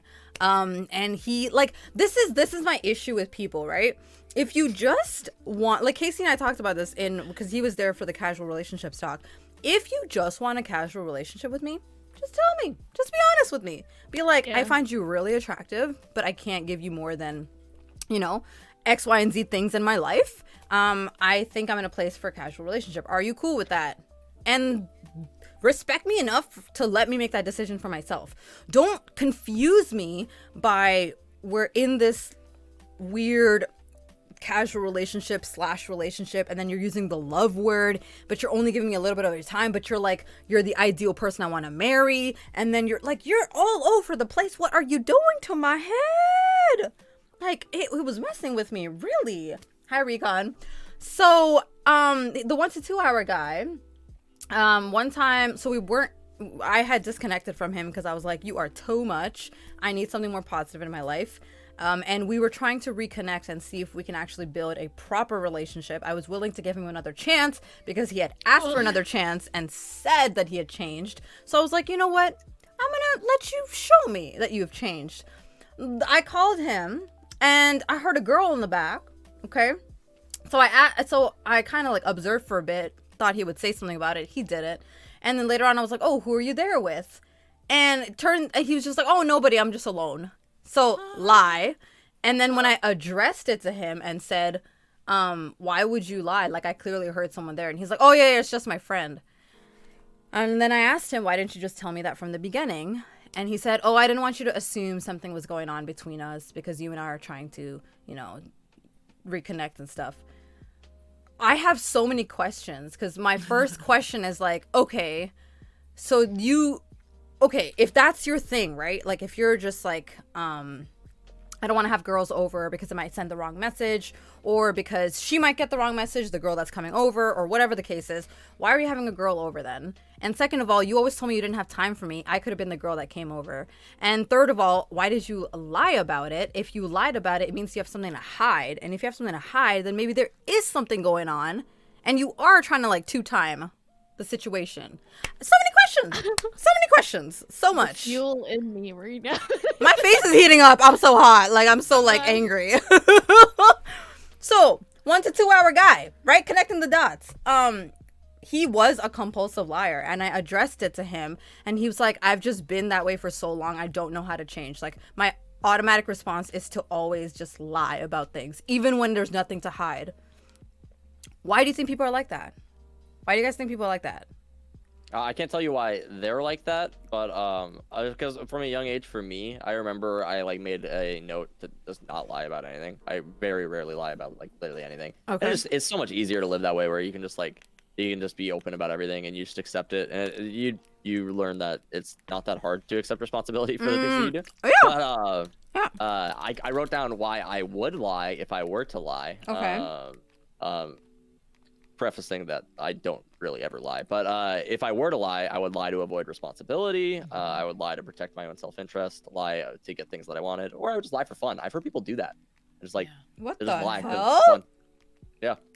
They're just entertaining whatever is going on in their minds. That's really interesting. The hell? Because maybe they really, really don't care about the repercussions or what's going on the other person's mind when they're lying. Ew. Yeah. It could also be a sense of excitement now that you mentioned that. Like, ooh, what if I lie? What would happen? Would they catch me? Could I get away with it? You know? Like, yeah. Could I get away with it? What would they say? What would they think? Or they get off on that. Yeah. Somehow. Ew. I'm sorry. You know what? It reminds me of people that get into relationships and then they test their partner in different ways. So it reminds me of that compulsive liar. If Walking was saying they're lying in order to entertain themselves, I've gone through some relationships where people would test me in multiple ways just in order to see if I was right for them, but it's not any situations that they would put me in, but they just want to like micro hurt me enough. What the hell? To control me. So what if I am with this person? I'm going out with this girl and she's really hot. You don't mind, do you? You don't? You really don't. Like, she's really hot. Like, a few years ago, she actually asked me out. Oh my god. And I've had that. Oh my god, I want to punch him now. I wish you had. Shit. Gross. I wish I had. Gross. It is gross behavior. It is really gross Yeah. behavior. It's like you're literally getting off on hurting somebody. Because I will admit it, if I was in that situation, I'd be hurt by my partner even entertaining the idea. Like, that's the thing. I shouldn't be the bad guy saying you can't do X, Y, and Z. You should respect our relationship enough and me enough to just not do X, Y, and Z. I shouldn't have to tell you. Really, it's simple. We complicate things. Was that a test of your an insecurity? I think so. Like, if you get upset about this, then that means I can exploit your Yeah, insecurity sort later. of. in the Or that you're jealous. Oh, then they can pin Yeah, it on you. Like, the oh, you're jealousy. so jealous. Oh my God. Yeah. Gross. Also, oh, sorry. Go ahead. I was gonna say, I was gonna move like I think people lie to rewrite their own reality to protect their ego, Yeah. to protect their idea of themselves, and if it's a narcissist in particular, their sort of grandiose impression, like I'm always right, I am the perfect example. Like they're very secure with themselves, and that's their ideal. And so if something happens, and this is what's so scary to me about true narcissistic behavioral disorder, is that they will feed a lie and then they will actually believe it themselves. It's a defense mechanism, because if they can be so convincing, even take a lie detection test and pass. Yes, because they're convinced. Yeah, that they've it's the literally truth. altered the reality in their own mind in order to protect themselves. It's weird. Disturbing. And I have an example that isn't so, I think, toxic, or it shouldn't bring much anger in our soul. But I had someone that I was dating that opened up to me during the relationship that he was on the spectrum. So he had Asperger's. Okay. And Do you mind if you tell us what Asperger's is in case people don't know? He's on the spectrum of autism. Okay. He's super social. He's a bit shy, but he knows that he is different, or he feels different, right? So he lied to me all the time because he wanted to be normal. So whatever it may be that other people were doing, he would take note of it and he would lie about it. Something as small as That's creepy. when he was still living with his parents. No issue, but for him, the normal thing to do at that age was to be out of his parents' house. So he was lying about it. That Oh was my just God. one of many.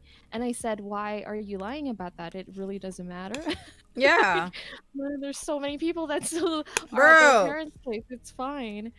And he ended up acknowledging the fact that he was lying, and he was lying quite often just because he was afraid that people would identify him as different than others. And the thing is, everyone's different. Everyone's different. We all have yeah, something quirky and strange about us. Yeah, exactly. That's now creepy. you're different because you're a compulsive liar. Yeah. That's how I remember you. Yeah. God. King, you want to add anything to this before we move forward? No, I don't think so. All right. This one is actually really, really interesting. So I'm really excited to talk about this because I feel like I don't think I've ever been in this situation, but I feel like a lot of people have that I've spoken to. So it's the concept of love bombing. It's a new thing that I just, discovered after our last talk. So what is love bombing, and have you guys ever experienced it? So who wants to start off to identify it? I have a general kind of, not a definition, but it's sort of like being placed on a pedestal. When your significant other places you on a pedestal and just showers you with the utmost love and affection and care and idealization. But the important thing to note is that it fades. And then once it fades, it's followed up with what the video said is devaluing and discarding. So does anyone want to actually give a definition for love bombing? Juliet, I don't know if I have a definition, but it is. I guess I could tell. Okay. Uh-oh. It's when someone wants to bond with you deeply, and they do it by showering you in an excessive way that makes you feel incredible. Like, I've never been connected to someone this deeply before. I've never been so loved, and it's like receiving gosh, I don't know, cocaine, heroin, I don't know, something that makes you feel high all the time and you want it all the time. That's what love bombing is. And this can be done in a professional sense, like if you're being sought after by an employer. Ooh, interesting. And they can love bomb you. And that's in order to get you sort of, and they can do this with incentives. And in a romantic relationship, it's making you feel like you're soulmated with this person and they just understand you. There's a lot of ways to love bomb and methods, like using mirroring, like anyway. It's a method to bond you with someone deeply so that you're so close and you need that drug of that person that even when they start to devalue you or treat you poorly, you can't leave. You're addicted to them. Oh, that's a good one. That's what love bomb. It's a disproportionate. Yes. And it's important that you mentioned that even after they start devaluing you, you're kind of still hooked on what the drug that they initially gave you, because it's a trick. Yeah, it's a trick. Get you to work hard to get that love bombing stage back. So now yes. you're working your tail off to be like, what did I do wrong? Let's get back to the way we were. And so you start to change yourself. You start to work really hard to make that person happy more than you should, And the truth is that it never comes back. No. They might feed it to you. Well, it a wasn't little real bit, to begin with, right? but So it's how not really can real it to come begin back? In the video I was this- watching, the person was saying that with the love bombing, they will give you kind of like Juliet said, crumbs. Like they'll give you crumbs of that love back or that reinforcement back to kind of just like a keep hit. you. It's like Yeah. But it's not real and it's not sustainable. It's just something that they give you to kind of like drag you along. King, what were you saying? Oh, I was just gonna, what this reminds me of is like the relationships where they're toxic relationships and they get in an argument and like everything was great at first and then they get into this argument and then they fix it, they go back, and then it's like again like the honeymoon phase or whatever they call it, or they're happy together and then the same thing starts all over and it just goes over and over. It's like a cycle. I think that like for me, I don't think I did this, but I probably did something like similar to this in high school, where it's just like, I think it comes from, again, a lack of insecurity, where it's like you find somebody that you're like, oh, like this person's amazing, I love this person, and you like convince yourself that you're like really into this person, and you just like kind of give them everything for like a while. Yeah. But like it happens so fast that I don't think a lot of people realize it when they're doing it. I don't think it's like a conscious decision that they do it. I think they genuinely they feel these things and they give it to the person. But How would you compare it to falling for someone? Because I feel like when we get infatuated with with a person, the beginning is just you either are very conscious about your liking, so you try not to show too much, or you just like lay it all down. Wouldn't that be also love bombing? So in my you also want to receive it as well. So in the I think in research some sense that it could be, right? Yeah, in the 'Cause I'm trying to research. figure out whether or not love bombing is something that is negative, always negative, or is it something just also normal? Because for me, falling for someone and just stating how I'm not stating that I'm showing affection towards them on a daily, Might not stay. like I also and want to that receive doesn't- it too. Yeah. I think love bombing, the difference between that, which is the like part 2 of this question, like how do you know when it's genuine and when it's just love bombing? I think love bombing is severely linked to manipulation. It's like it is when you're consciously doing it to seek control over somebody. So, you know, we've all been in situations where we crush on someone that leads to like the lustful phase, and then we get super infatuated with somebody. And yes, they're part of our daily, you know, conversations, and we're always all up on them. And then maybe like throughout the time with them, you're like, I'm not actually into this person, and then you kind of drop them. I don't think that's necessarily love bombing. I think love bombing is when you consciously do it to control somebody. And you know what I mean? So that's one way of kind of gauging the difference between the two. And there are red flags when you're being love bombed. What the big one is how fast it happens. Like, you're using deep language with me. Like, we are spiritually connected. We are meant to be together. And this has been like maybe a week, 2 weeks. Like, you haven't even seen this person in a fight. You haven't seen them angry. You haven't seen them in a situation where they've had great loss, or you haven't even had a chance to question them and criticize them for something for whatever, like, or just disagree about a piece of music or something. And they're using this deep language with you. Like, that's a very big red flag. Fast. I get it. Too fast. Have you, this is just out of curiosity because we're all streamers. Have you ever gotten love bombed by followers? Like DMs where it's like, I love you so much and I've heard you talk about this and I can connect, and it's just, I feel like I'm your best friend. And then it's just a daily DM. And that's, you know, that's one reason why I rarely ever welcome people to DM me now. It's just because those DMs are frightening. I don't know what to do with them, and I don't want to accept it because it feels like I also may look manipulative for accepting them. I had to turn off my DMs for the same reason, because and I apologize to this day to normal friends that now can't DM me. There are other ways though, and you could, you know, but like, yeah, well, even if they like big donations or dropping a ton of subs, like, it makes me very uncomfortable. Especially when you feel like they owe you owe something to them in return, and if that means some kind of intimate conversation with you. I just try to say right out of the gate, hey, this kind of makes me uncomfortable, so you want me to refund you, I can, you know, like, that's don't expect anything from donations or whatnot. For whatever real, bro. You're just supporting the stream, and that's what you should be expecting, just the same content. That the whole DMing and connecting, have you experienced that, Lemon?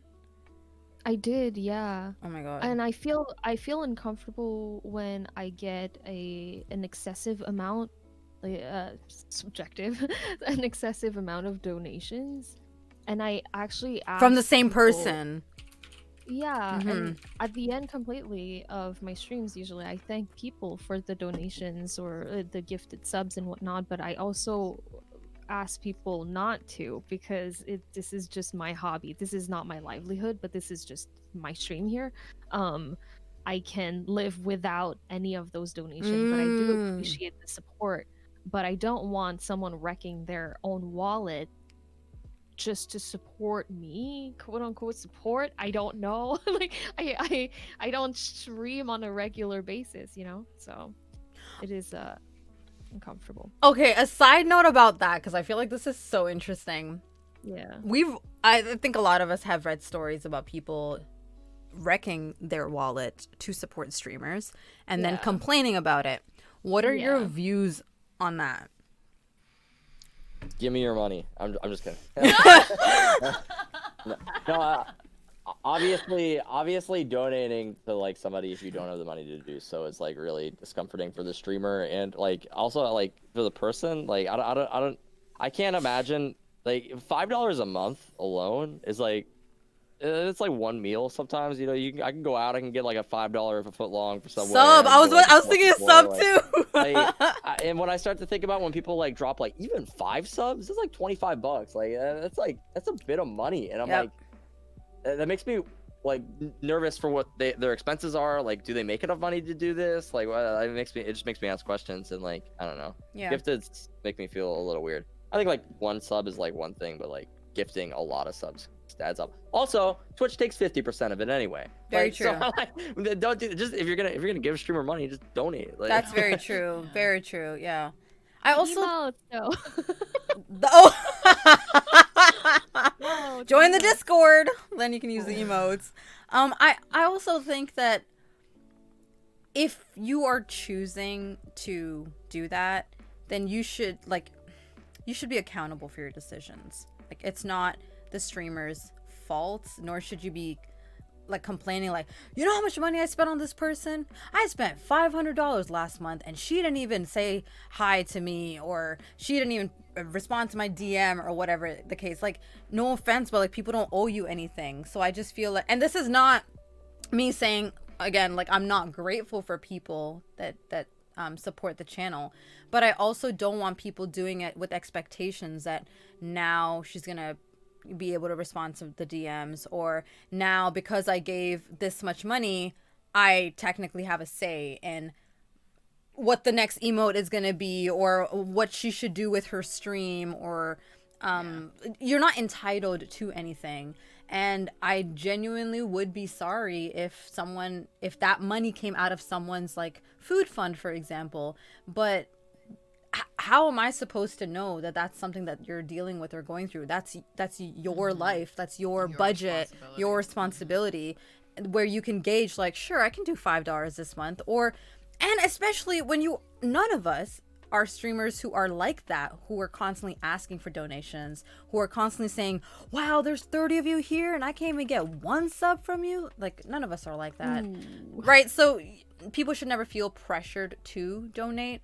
But I did want to take the time to mention that I've heard stories about that, and please don't be like that, guys. Like, none of us. Let's not be like that. You're making the decision to do it, so don't hold the streamer accountable for that. Yeah. I must say though, that I think that people may be confused about that, because there are streamers as well that will promise things. Oh, that's a different story. Yeah. So maybe they're already conditioned on the fact that if they're donating this, then they'll get like this type of entertainment, or they'll get a personal card written to them, or yada yada yada. Damn. Or they'll see something happen, you know. Damn. Read the fine print, guys.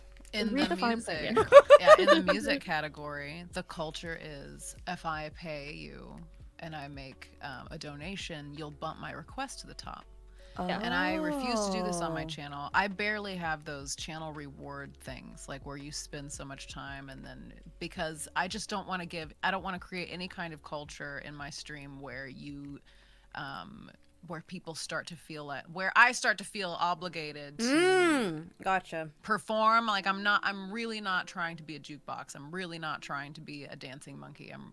I will do that song though, so ask for it. Anyway, but I even when people come in, like, I feel terrible. I've had people who have given very generous amounts of money and have DM'd me their favorite song, and I'm like, later, oh right, I should maybe cater to that and like learn your favorite song, but I can't. It ruins it for me. It makes me unhappy to feel like I have that expectation on me, and I would not stream if that were the culture in my channel. So I simply don't. I'm sorry, you don't get anything. Like, what you receive, like your money, I tell people what your money goes to, what your money goes toward, and I'm trying to be very transparent about that. And I let people in on that, like on social media. Like, just for example, I had a donation goal. We just got on the topic of electric guitars, and I don't have one, and I've never I remember that. Played one. And then so they were like, put up a donation goal. And so then we raised $1,000, and then I researched electric guitars for like a month or two, and then I finally bought one. But all of this is going on. This is now part of the channel. You're in on this. This is an investment that we've all kind of made together, and I'm going to be very careful with how I spend your money. And I try to put that disclaimer in the information panel also, like, this goes to pay bills. Like, I have, this is where your money's going. It is not, I don't do incentives. I can't. It makes me unhappy. It breaks my heart. It feels really weird for me to do incentives as well. So some people were. I said I wanted a Saint Bernard one time on stream, and people were like, "You should make like a Saint Bernard like dono goal." And I was just like, that sounds like the worst idea ever for a stream, because like if I get a Saint Bernard, I'm going to have to stream less. Like, Right. what I really hate is like when people come into chat and they ask to like purchase things that are not offered. They'll be like, "Hey, like, can you do a VOD review for me? How much would that be?" And I was like, "Oh, dude, yes." If I was gonna do it, I'd do it for free. And if I'm not going to do it, so don't send me money. Yes. So true. So true. Like look through a replay for their game and tell them how to play better is what they're asking me to do, and they want to pay me money for that. Yeah. First of all, I don't even think I'm necessarily qualified for that, and second of all, like, or to charge for that anyway. I wouldn't charge for it because I don't think that I'm like that great at the game. But well, I think you are. You are. Yeah, I think you are. I'm all right, but I'm not like crazy or anything. I think that there's a lot of like better players than me, but no, it's just weird for me to like. People come in and they're like, "Hey, can I purchase this thing?" And I'm like, "Dude, it's not offered." Like, don't. Right. I had that for Twitch things where I would do is I was just singing. I think I was like doing singbacks, and someone's like, "If I pay you $10, will you sing with this person?" And I was like, now I just feel weird. Like, I feel like I'm being propositioned it felt weird. Yeah. I was like, you can really quickly feel like a prostitute. Yes, and I know that sounds so strange, but I feel like I'm being paid to do something, and it's different, I guess, if you're doing what's that called, like, you know, an anniversary stream or whatever, and it's like, oh, if for $20 I'm gonna learn a song or whatever. That's different because you're setting those perks, right? But when someone just says how much for this and this, it sounds very. I am not a vending machine. Yeah, it makes Get out of here. Very strange. You won't get your Cheez-Its. No. Oh my god. Yeah, someone would come in and they'll like, "I've been looking all over Twitch for the right singer, and you're the one." Oh wow. What? For your project or whatever it is? And I'm like, I'm not. It's not a vending machine. I don't know. It's hard too, because like sometimes you really need that money. Have you guys ever? That's what I was thinking. Like, if the price was right, like maybe. Yeah, if the price is right. It'd have to be pretty high, like, for me to sell out. If I get to a place where I'm accepting donations for song requests, it's going to be in this sort of situation that ACS is in. A couple streams. They're one of the bigger music streamers. And that people pay $25 just to get their song request on the list. But they have 800 people watching them. And so that's where, like, if I get to that level, that'd be cool. Like, then that's going to be a way to kind of, there's just putting up more barriers for being overwhelmed with requests, and I think that's an appropriate context, I think, in which for me to sell out. I'm almost being foolish at that point to not move to that method, and like I owe it to my family for this, you know, when I've achieved this level of success to accept that kind of additional payment for my craft, but. Just like wandering into my chat and like it feels it feels really weird. Girafco says, I don't know, I think people that stream understand the whole that your money thing is going to, and you can only give so much, but people that aren't streamers and just watch don't always get that. I have like zero expectations. At some point, you need to push down demand. Yeah, exactly. Very good point. The next question is about how love bombing can be used to manipulate. So I know we kind of touched on that a little bit, but can we just touch on that a little bit more? Because I don't think we got into it very deep. How can love bombing be used to manipulate? So that people are aware of when they experience it. I think it's kind of what Joliet said, where they kind of make you dependent on that level of attention and affection, and it's really quick, so you almost feel like it's something extremely special, which might cloud your judgment.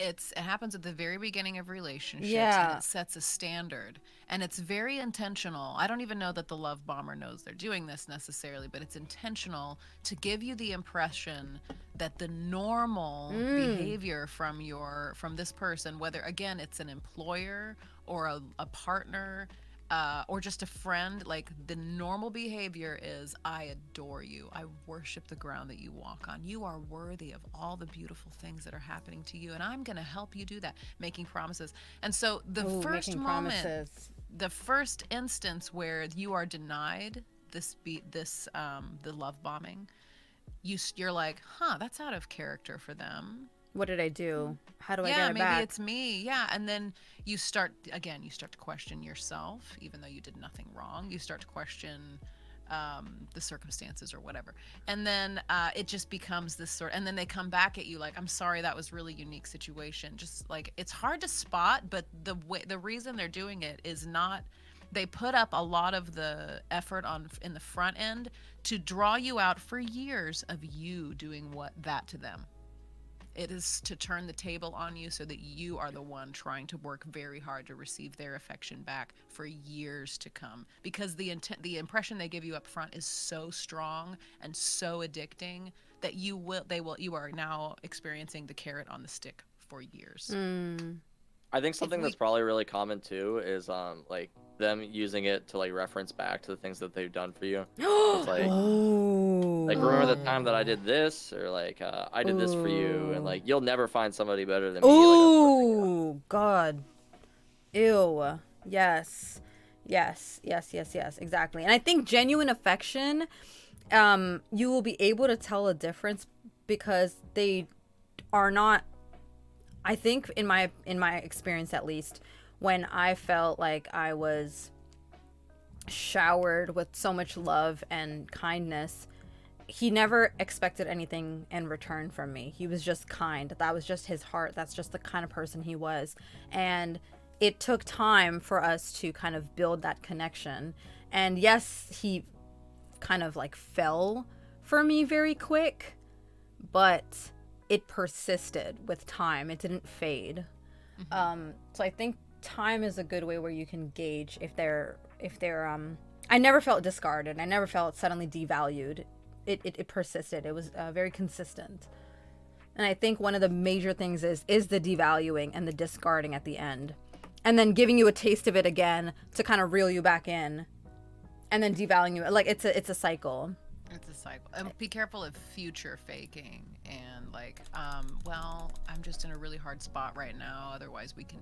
But as soon as we're out of that situation, like give it a few months, then we'll do this thing that you need. I'll be able to meet this need for you or whatever. Like that's very toxic, because again, you're just like waiting and you're putting up with whatever devaluing is going on in the meantime, or whatever's making you uncomfortable, the walking on eggshells, the again, these other red flags that it's a toxic situation, and they're stringing you along. And it could be, the truth is, you never know, it could be a genuine situation, right, where they can't help their circumstances or whatever the situation is, but it doesn't matter.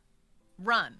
Yeah. Run away. Run away, exactly. And if they really get through that, then they'll come back to you when it's more healthy for you. But don't stay in a situation that's like gross. That's true. That's very true. Mocha says, so I'm old. Is love bombing like a very toxic honeymoon phase, except it's exaggerated and intentional? Oh, that's an interesting. Yeah, I would say. It sounds like it, actually. Yeah. Yeah, that's pretty much it. Yeah.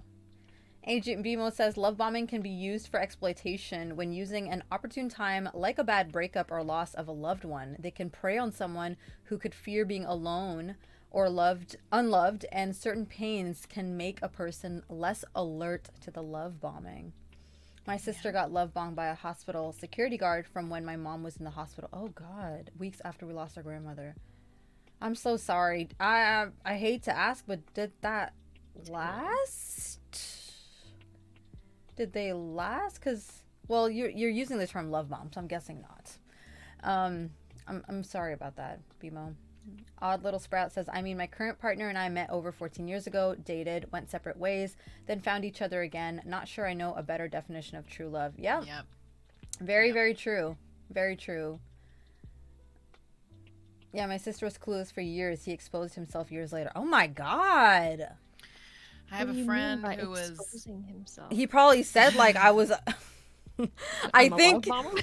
I'm a love bomber. I I think. took advantage of you and your weakness. Yeah, I Oh. think so. Yikes, Aroni. Oh His my age and god. oh my goodness. Ew. What the hell? Yuck. What is wrong with people? I don't That's a understand. predator. Yeah, right? That's actually the right word. Predator, especially in times of weakness. Talking about knew- that, I feel like the sickest thing to do when people go through a breakup is when people come and then they're like, Now's my chance. "Can I help you?" You're like, "You didn't need to go through all of this. Like, I can be here for you. I'll be the person." Oh yeah. Or That's just- they're like I would have never done that to you if I was your guy. Oh my god! Like, yeah. Don't white knight during those Right? times. Ugh. It's kind of clear too. Like, it's clear as day. Or Right. do and expose yourself as who you are. Thank you. Yeah. True. And like if I was really into you, we'd probably be together. So there's a reason I'm not like intimate with you and pursuing a relationship with you. Gross barf. Exactly. Ugh. Yeah, I had a friend who went through a miscarriage and she was having trouble in her God. marriage. And it was just a really tough time. And some guy came in and swooped her up in this moment, and like she thought it was true love, Oh, and it shoot. was just like, okay, do you realize how can you? He just took advantage of your weakness and your vulnerability, and it's so hard. Sometimes it's really hard to even see those things 'cause you're going through Yes. suffering, and someone really does provide comfort. Yes. But the bottom line is, this is how you got in the door, and that's gross. Ooh, this is how you got in the door. That is important to note. That is important to note. Thank you. So this one is a little interesting, and it kind of built on a conversation that we had in part 1 about people trophying the sexual encounters that they've had or viewing them as conquests. I think a lot of us have heard of people doing this. So I'm curious to know why you think that people do this.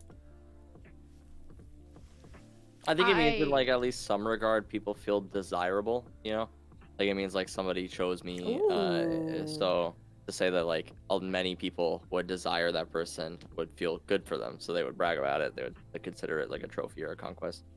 Oh, that's interesting. Yeah. I think it really depends on what you value, though. Like if they value sex or they value that sort of thing, it would look really good for them. So last talk, I did mention that I did do that before. And the reason for which I did that was also tied to some narcissistic trait. So I viewed myself as someone that was able to manipulate and could get anything that I wanted. So it was kind of a test for me to confirm that theory. Ooh, interesting. Where I would find someone that was attractive and go for it. Whether they be someone in like my class or someone that's like a PhD student or like I would just try to lure them romantically and sexually as well. And once I knew that they were wrapped around my finger, then that was it for me. A source of validation. Interesting. I can understand that. I can understand that too. I get that. Like I I believe that of myself, that I am I have the ability to manipulate, but that I am also attractive and that I can make you lose control of your what's going on in your mind. And that was just the satisfaction of it at the end. And yes, I am right. And I just continue doing it. Yes, I am. I'm confirming it, and it It's makes me feel good. addicting. It's addicting. I think that if I so I had those feelings as well for me it was more curiosity. I was like, can I do that to people? Can I make them lose control? Can I make them, not just be attracted to me, but like steal their heart? And that was a trophy for me, if I was able to get them deeply invested in me, but then not really care about them. So I definitely caught myself before too many of those racked up. but it was a very exciting feeling. It's terrible to say. Yeah, I still got it. It was a terrible thing to do. But I was doing it out of a place of just pure brokenness and hurt. But yeah, I get that. I don't. When I was single, so I've been married a very long time at this point, but I remember having to make a conscious decision. Anyway, when I was it was like 6 months or to a year or so after being married, like understanding just completely changing the way I speak to men, because when you're single and you're sort of looking for that person, you put out this sort of vibe, and it's validating to know, like, just to kind of receive back from people and to flirt or to just mix and mingle. And it is, when you pick someone forever, you have to kind of learn how to shut that off, and it's very difficult sometimes to even recognize, oh, I need to carry myself in a way that says, you know what, I'm married, I'm taken. You can't like look someone deep in the eye all the time. You know what I'm saying? Like, stop it. Ooh, Like, Joliet. Damn, Joliet. Fiery. Let's go. Can you look deeply in my eye? King is just like, what am I doing here? We both are like, oh my gosh, Joliet, look at me. Oh, Joliet. God, can someone clip that? Those eyes were piercing. Yes. Sorry. We both jumped on so fast, Lemon. You're married. I'm gonna drink my drink. Ovaries are shaking. Oh man, my face is hot, baby. I'm so red right now. Anyway, as I was saying, just turn it off. But I don't know if that's part of just exploring being single and trying to find the right person. And, you know, it's fun to be flirty and you want to find someone that excites you and that's passionate about you. And so, I don't know, I would go easier on myself if anyone who's single who feels like they're kind of using people for validation. You're still exploring, you're still, you know, I hope that it's not a trophy situation, but for me it was it's just like I'm just building up my self-confidence, and eventually the right person did come along, and I didn't treat, you know, you have to turn it off.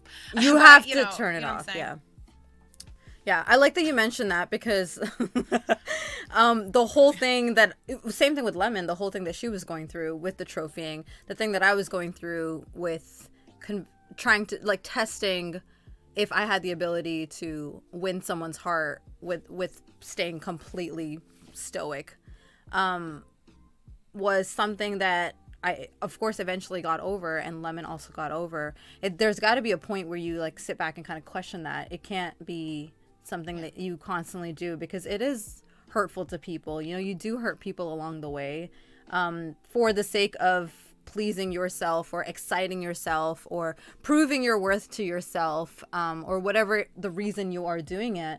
But these are people's feelings that you're playing with. These are people's hearts and lives and emotions.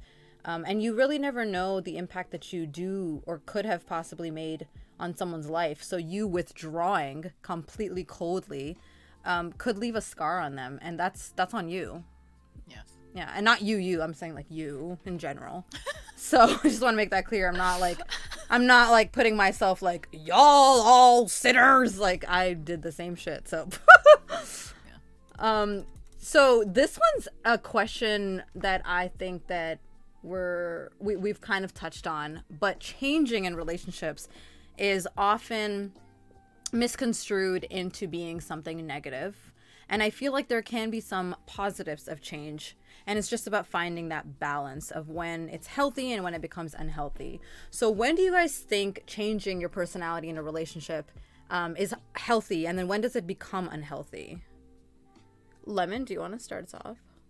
Sorry, I'm still laughing. Oh, what's happening? What did I miss? No, old Lil Sprout went, I missed the Spicy Joe moment, but I went back inside. Oh. I'm dead. I got that clip. Thank you, Mocha. I'm excited. Oh my God. I'm excited. Yes. Just gift me so I don't ever have to make that face again. Oh yeah. You're welcome, guys. You're welcome. Yeah, Mocha coming in clutch. When is it right or when is it not right to change within a relationship? Yeah, like when is it something healthy for you to change in a relationship, and then when does it become unhealthy? Unhealthy when someone is forcing it upon you. And I think that I am also like one of them that had gotten it done and did it as well because I just couldn't. Yeah. Just Do you want to couldn't deal finish with some that shit. sentence? I need to admit it. I've definitely done that. Like because asked there's- people to change or told people to change? Sorry. Yeah, there's Ultimatum, certain like- no ultimatum, but it was a I believe that what you're putting yourself into or how you are as a person is hurting yourself so much that it is hurting me too, and I cannot stay unless you change. But I don't know, I don't want to be the person that changes you. Like, I know that I'm asking you to change, but I also don't want to be the one molding you. So I knew that I was in like a toxic moment. I did not know how to handle myself, but it was just, I need to put it up front for you that you're toxic to yourself, so it's affecting me, and I can't Stay I around can't that. write a book for you and say like this is the procedure for you to like be okay for me, because you need to find it within yourself. So yeah, forcing someone to change, not a good idea. Maybe letting them go would be the healthiest, because they may reflect on it by themselves and not have you as a biased person. And I found myself changing within relationship, and those are the healthiest when I find myself becoming nicer as a person. Like, I like this trait about you, and I will keep that because it's within my values. Yeah. It's like, if I can take an example on you, Raven, when you state when you're grateful about something, thank you. that's something that's like like it might be so small for you because you take like a couple minutes, but it is a couple minutes a day that really changes your perspective throughout like your week and your month and whatnot. So I like even thinking about those. So at the end of the day, I'm like, okay, what am I grateful for? And those are good ways to change. When I feel like it's bringing something bright in my life, then yeah, that's a healthy one. Yeah. Also, one thing that I've noticed as well is when I notice that people around me aren't swearing as much, and I know that I'm foul-mouthed. And just the fact that they're speaking eloquently and they don't need to express their anger with swears or express their happiness with swears, it kind of naturally makes me want to be that way as well. So I found myself being that way with my community members, because a lot of them just don't need to swear. and I like that. Subtracting out, I'm looking at you, baby. He speaks so well. It's so profound. It really is. Yeah. Oh, hi. Oh, hi. There's a lot of people that help me become better. Yeah. It's so funny that you mentioned the gratefulness, because when you said, if I can use Raven's example, and I said, yeah, because I thought you were going to refer to what I said about you, like, just a few days ago. So for when you set me up. Yes! That's what I thought you were talking about. So DM me, baby. Oh, baby, I'm on that. Instagram, Discord, your Discord, everything. So for those of you who are not part of Lemon's Discord, get on it. If you are, then you already know that she's just a very warm, well, even if you stop by her stream, you know she's a very warm person, and she is not afraid at all of expressing that warmth. And I am naturally a very warm person as well, but because of experiences that I had in life and how people kind of like took advantage of my warmth, I kind of closed that part of myself. off from showing it to people. It was still there, and it comes out with significant others and family and loved ones and stuff. But I wasn't just like kind of wearing my heart on my sleeve. I was really guarded and holding back and just very, very, very careful with what I say and all that. And although that's still part of me and I still do that, being part of Lemon's community and like being her friend and being in her life and seeing how liberating and beautiful it is to just be warm and show your heart, I've started being more like that. Like, you guys see the Discord, the kisses that I blow you guys in Discord for good night. That's because of Lemon. Like, I'm not even afraid to say it. That's because of Lemon, because that's what I want to do to you guys. But I was always like, oh, there's always gonna be that one person or that few people who are just like, all like making it weird or thinking that it's too much or whatever. But I'm like, that's me though. If you don't like it, GTFO, right? Like, but Lemon just showed me that it's okay to show your heart, and I value that so much, and I appreciate that. And when I realized that, I sent her a message and I was like, that's because of you, and I want to show my appreciation for you. So I feel like that change is not a bad change. We have a relationship, and she allowed me to be better. She made me better. And I think when you're changing for the better in relationships, that's completely fine. And she never forced me to. She never told me to. But it's just something that I like vibed off of with her. And I learned that it's okay to do that.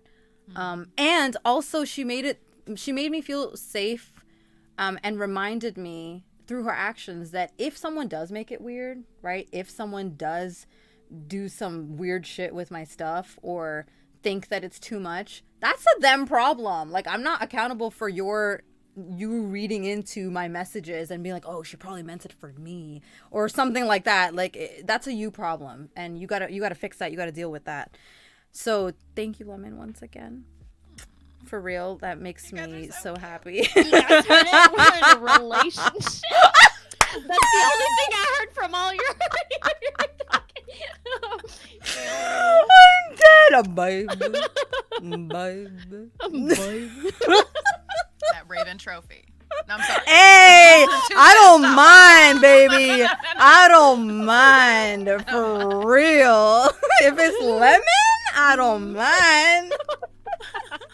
We out of control. We are out of control. We are out of control, guys. Okay, so the reason I asked this question also is because a lot of people say if they truly loved me, they would accept me for who I am.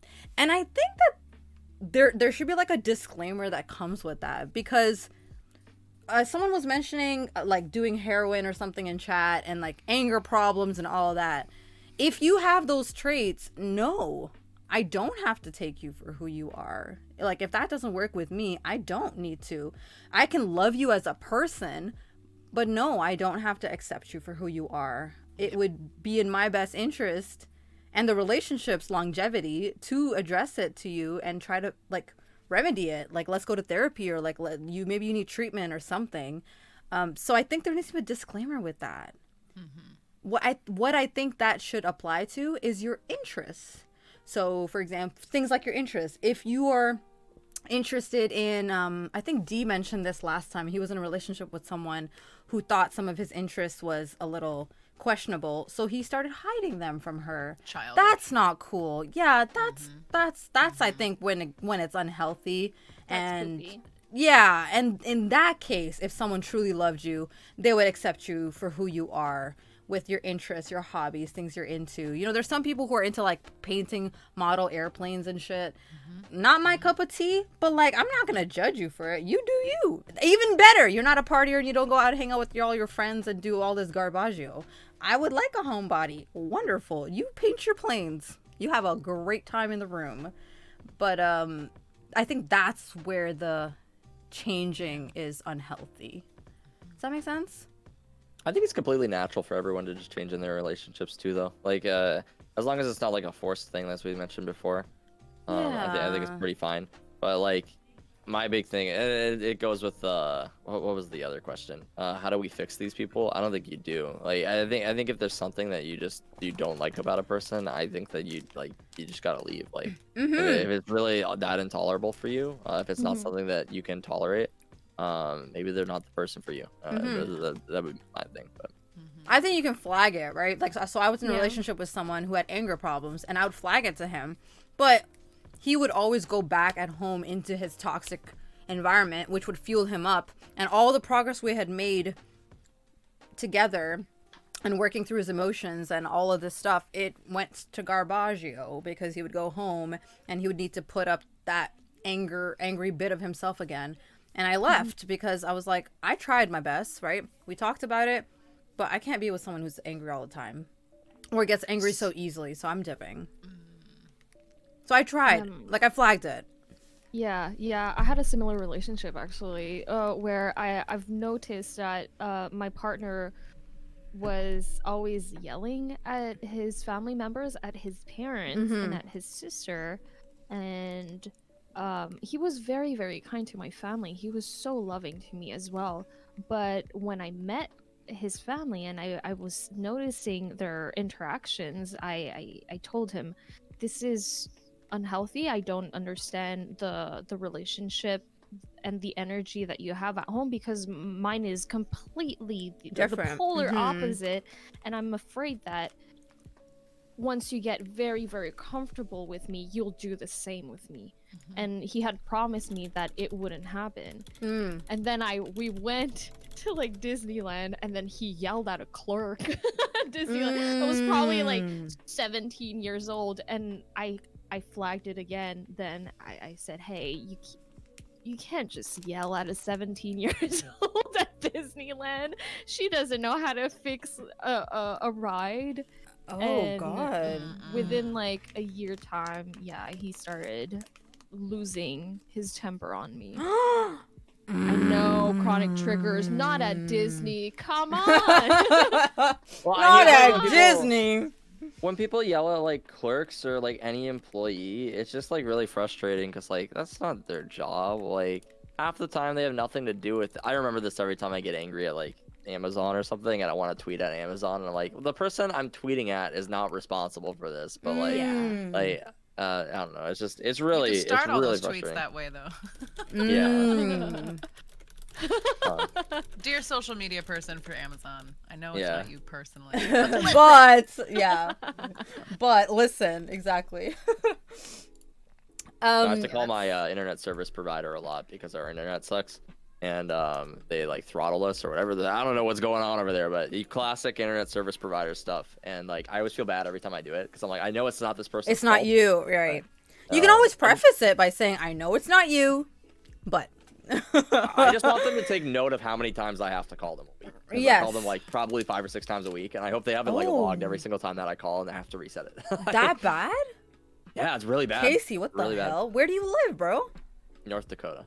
But are you in like a remote village or something? Like, what the? No, I'm it's a residential area. So what the it's hell? Fairly nice. Like, That's weird. You're probably not the only one who's having these issues. So like, there are multiple calls probably happening about the same thing. How are they not fixing it? What? I don't know, but you only experience your side of it though. So like, to me, I am the only one having these issues. Right. That's what it feels like. True. Sorry, I know I didn't mean it as a dismissal thing. I meant like they should fix it by now because I bet so many people are calling about the issue. That's what I meant. Totally not dismissing you. Oh, this one. Okay. So when does telling your whereabouts to your partner turn into an unhealthy practice? So, or do you think there is a healthy practice of this? Or is it always unhealthy? Sure, if it's agreed upon. I think that like for me, I mean like it really depends on like your relationship, I guess. But like I think it depends on other red flags, right? Like if somebody's like, "Hey, you need to always tell me where you're at," then I think Ooh, that's bad. good point. But Yeah. like for me, it's like a respect thing. Like if I was going to go someplace, I don't want them to have to worry about like where is he? Like is he okay? Yeah. Like is he with somebody Yeah. else? I would just tell people where I'm going. But Yeah. That's the same thing with me. When my partner would go out, or when I would go out, he would always tell me where he's going or he's with these people. But it was never, like, I never had to ask him. He would just do it because he just wants me to. We would talk the whole day. So he's eventually going to be like, oh, I'm going over to so-and-so's house, or, oh, I'm just with these people. It was never like a reporting thing. It was more just, I want you to know about my day. I want to share it with you. Okay. And for me, it was the same thing. Oh, I'm gonna go meet so and so. Yeah. But it was never like I'm reporting to him of my whereabouts. It was more, I want you to know about my day. I want you to know where I am, so that later at the end of the night, when we talk about it, it won't be just like, oh, I didn't know you were with so and so. It's more like, oh, how did it go? What did you guys do? Yeah. Did you have fun? And sometimes he would stay up for me, if I didn't text him back, or sorry, if I didn't text him when I got home. He would just kind of stay up because he was like worried about me. Like, are you home? Are you safe? Are you okay? But it was never out of control. It was more safety and concern. And then when I would get home, I would text him, or he would text me when he got home. We would talk a bit, and then good night. So I never felt like it was like he was tracking where I was going, or he needed to know where I was so that he could either, control me in some way. So I think, like King said, it depends on your relationship. If you're getting vibes from the person that they're that kind of person and they're trying to control you, then this question is completely different to my experience with it, right? I think another thing is if you're checking the snap map to see where they are constantly, like something like that, that's unhealtly. Like that's. Oh, That's oh sad. my Oh god! my I God. would've never thought about that. Right? Why are you saying it so casually? Did you do that to somebody? I did that, yeah. Okay. It was really unhealthy, so I Wow. Damn. Well, hold on. No, hold on. Did they give you a reason to feel some type of way, though? The relationship wasn't going well. They didn't give me a reason. They were fine, but Okay. I was really insecure and worried about things. So.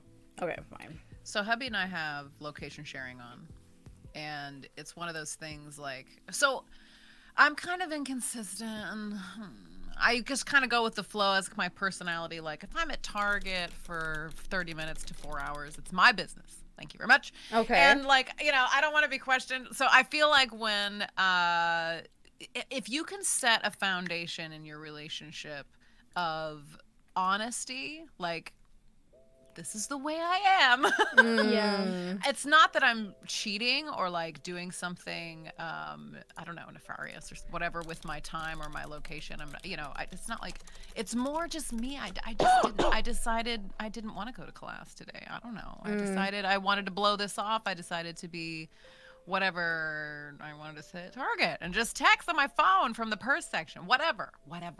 But that's like, when I get defensive about my location, it's because I don't want to be called out on some kind of behavioral problem that I have personally. Okay. It's not like That's it's not like interesting. I'm trying to be, I don't know, subversive or something. Evasive or something. Yeah, you're just like, Evasive, don't that's better. like, just don't point it out. I already know I have a problem. Like, Don't listen. tell me. Yeah. Yeah. Okay. That's innocent. I know I said I was going to get up and do all these things and be really ambitious and work out and go to the gym, and I didn't. I sat on the couch. Yo, you know what that reminds me of? What Julia just said? When people try... Okay, there was someone who used to be in my Discord, right? And sometimes he would want to track, like, if I'm awake and where I am, like, what I'm doing. He would go through the Discord channels to see, like, where I had posted, when I had posted, and he would check in a certain sequence because he knew what sequence I checked the Yo, Discord. that's stalker. I know. And he'd be like, oh, I knew you were awake because I checked general and you weren't in you didn't message in general, but you had messaged, and I knew the next place you would check is Pixars, so I checked Pixars and you were there. And I was like, that's weird, bro. Why do you know that? He went, why you gotta call me out like that? I'm sorry. No. Oh my god. Because you need help. You gotta change. You gotta man. change. Lime. This is not the watermelon. Oh. Just pointing that out. I said my bad, okay? No, it's not cool. It made me feel very uncomfortable. Or when people, I guess, like sometimes if I'm playing League or whatever, people will comment and it's something funny like, oh, I thought you were working, ha ha ha. But then there are some people who are just like, oh, I thought you said you were busy with work, but I clearly saw you play 2 games of League today. It's like, why do you know that? Like, why are you watching me? Ew, like, stop. Like, that's, I don't do that to people. Do you guys do that to people? You guys do that? I feel bad about that kind of stuff too nowadays, because like I stream for a living now, and it's not like a lucrative living, but this is what I do. Right. And like people will like, I'll get tilted on Valorant and I'll be like, all right guys, I'm getting off, and I'll leave and then I'll go play League, and then like it still shows that I'm online on Riot, so they might think like, dude, like you just said that you were leaving. What, you went to League? And like also like viewers and stuff like that, I'll do that where I'm like, okay, well I'm doing this thing, or like, hey, like I'm playing with friends today, and then they're like, but there's room in your party, like I could just join you, and it just makes me feel weird. Oh my God, I awkward, totally get that. awkward. I feel like with I don't technology too, there's like another level, so you can either get someone as a partner calling you and telling you where are you, which I've definitely gotten. So annoying. Yeah, what? Or who are you with? That's something that I really despise. If I'm telling you that I'm going out with my girlfriend, that's because I'm telling you I'm going out with my girlfriend, and that's it. But if he starts pressing me, like, who are you going out with? Really? Just her? What are you going, like, where specifically? What are you going to do? That is a red flag, and I need it. And I've had people like give me reasons for which they would do that. Oh yeah, I feel like you alone as a woman cannot survive, and things might happen, so I'm worried. Excuse me, like I survived all my life, thank you, and I got my parents here to worry about me. I don't need another person to like worry about me too. You know? How do you feel about people like asking who's gonna be there? You know, like if you're gonna. I don't mind. I don't feel it. Like honestly, if I say that I'm loyal to you and I'm never going to cheat, and that's not in my values, but you also know that I'm a very affectionate person and I love my friends, that's it. It's gonna be platonic. But if you're gonna feel okay, you're connecting the question with that. You're not just thinking about it in a general, like, let's say you and I are in a relationship and you're like, oh, I'm going out with one of my friends. I would probably be like, ooh, who's gonna be there? But it's more who's gonna be there, but not like who's gonna be there, you know? Yeah. That's excitement. That's totally fine. Okay. Who's gonna be there though? Ew. Oh, is George gonna be there? Oh. I trust you. Oh, yeah, like George. Oh. Is Recon gonna be there? Gotcha. I've been on the other end of that. I've been the guy that like they don't like because I'm a guy and I exist. So guys don't like other guys. And like I'll just be there. They'll be like, oh wow, like I don't like Casey. I'm just like, why? I just exist. I literally work with them. Yeah, shit. Damn. And, I wanted to like segue back because I was talking about like real life, but it definitely also happens in virtual life where you've gotten people look at whether or not you're on Battle.net, on Riot, on like Steam, and if you're like showing a type of thing, like a game that you're playing right now, then you're online and then you're doing something. I've had someone, God knows who it is, look at who I was going on calls with. I don't know how they figured that out, but they figured out how I would go on calls with people on Discord, and then it was just it feels toxic. It does. Why are you tracking me? To the point where I don't want to show what game I'm playing anymore, because then you'll probably track who I'm playing with, and even then, what does that do to you that I'm playing with them? I've had someone join Subtracticat's channel just to see whether or not Subtracticat was like with you, like you guys were playing a game together. Exactly. Yeah, that's not healthy. I wish you could appear offline on Riot, for like those reasons. True. This is sometimes I'm like, I just want to deal with it, bro. I always get messages too, and people are like, man, you deranked. I'm like, yeah, I did. Oh my. I don't want to talk about it. I'm upset. That's toxic. Man, you down bad. That's my least favorite one. Oh my god. Like, yeah, I am. I don't want to talk about it. I'm upset. My god, that's too funny. That's just it's not actually funny. It's more funny. Like, why would you talk about that? It's just people keeping tabs on me. That's the weird That's part. what I'm like, saying. Yeah. Like, what are you doing? Why? Like, and how do you have that time? Like, I don't have that kind of time though. And this person was literally checking which Discord channels I was hitting up first, and then acknowledging that I have a pattern, retaining that pattern, and then following that pattern to track me. Like, that's next level shit. They studied you. They studied. Ew. It's really creepy. It's creepy. Thank God they're not part of my life or my channel or my whatever anymore. But that's actually the reason I started going on Invisible in Discord. because I didn't want people to start seeing like where I was, or I was suddenly online, or if the messed up part is when you sign into Steam, it shows like the alert goes up, Yeah. right? You log Your on. friend is on. Right. So they were just like, "Oh, you were playing this game without me. I thought you were gonna play it with me." And I'm like, "Why are you here? I'm just trying to enjoy a small 10-minute break alone." And like, oh goodness gracious, Y'all, I can't. it's kind of the same. You know, like on the first talk that we had, we were setting boundaries in real life. yes, Y'all need to know about virtual boundaries too. bro. Don't follow. Don't actually follow where we go online. That's just. Would you follow someone on the street just to know their whereabouts? So why would you do that virtually too? Yeah, it's creepy. It really Yeah, is. I don't like really it. is. I really don't like it. Do you want to add anything about the whereabouts question before we move on to the next spicy one? I'm good. All right, spicy one it is. Social media, guys. Social media and relationships. We've all known couples that have fought about things that have been posted on social media. So do you think that your partner should have a say in what you post on social media? No. There's my initial reaction. Nope.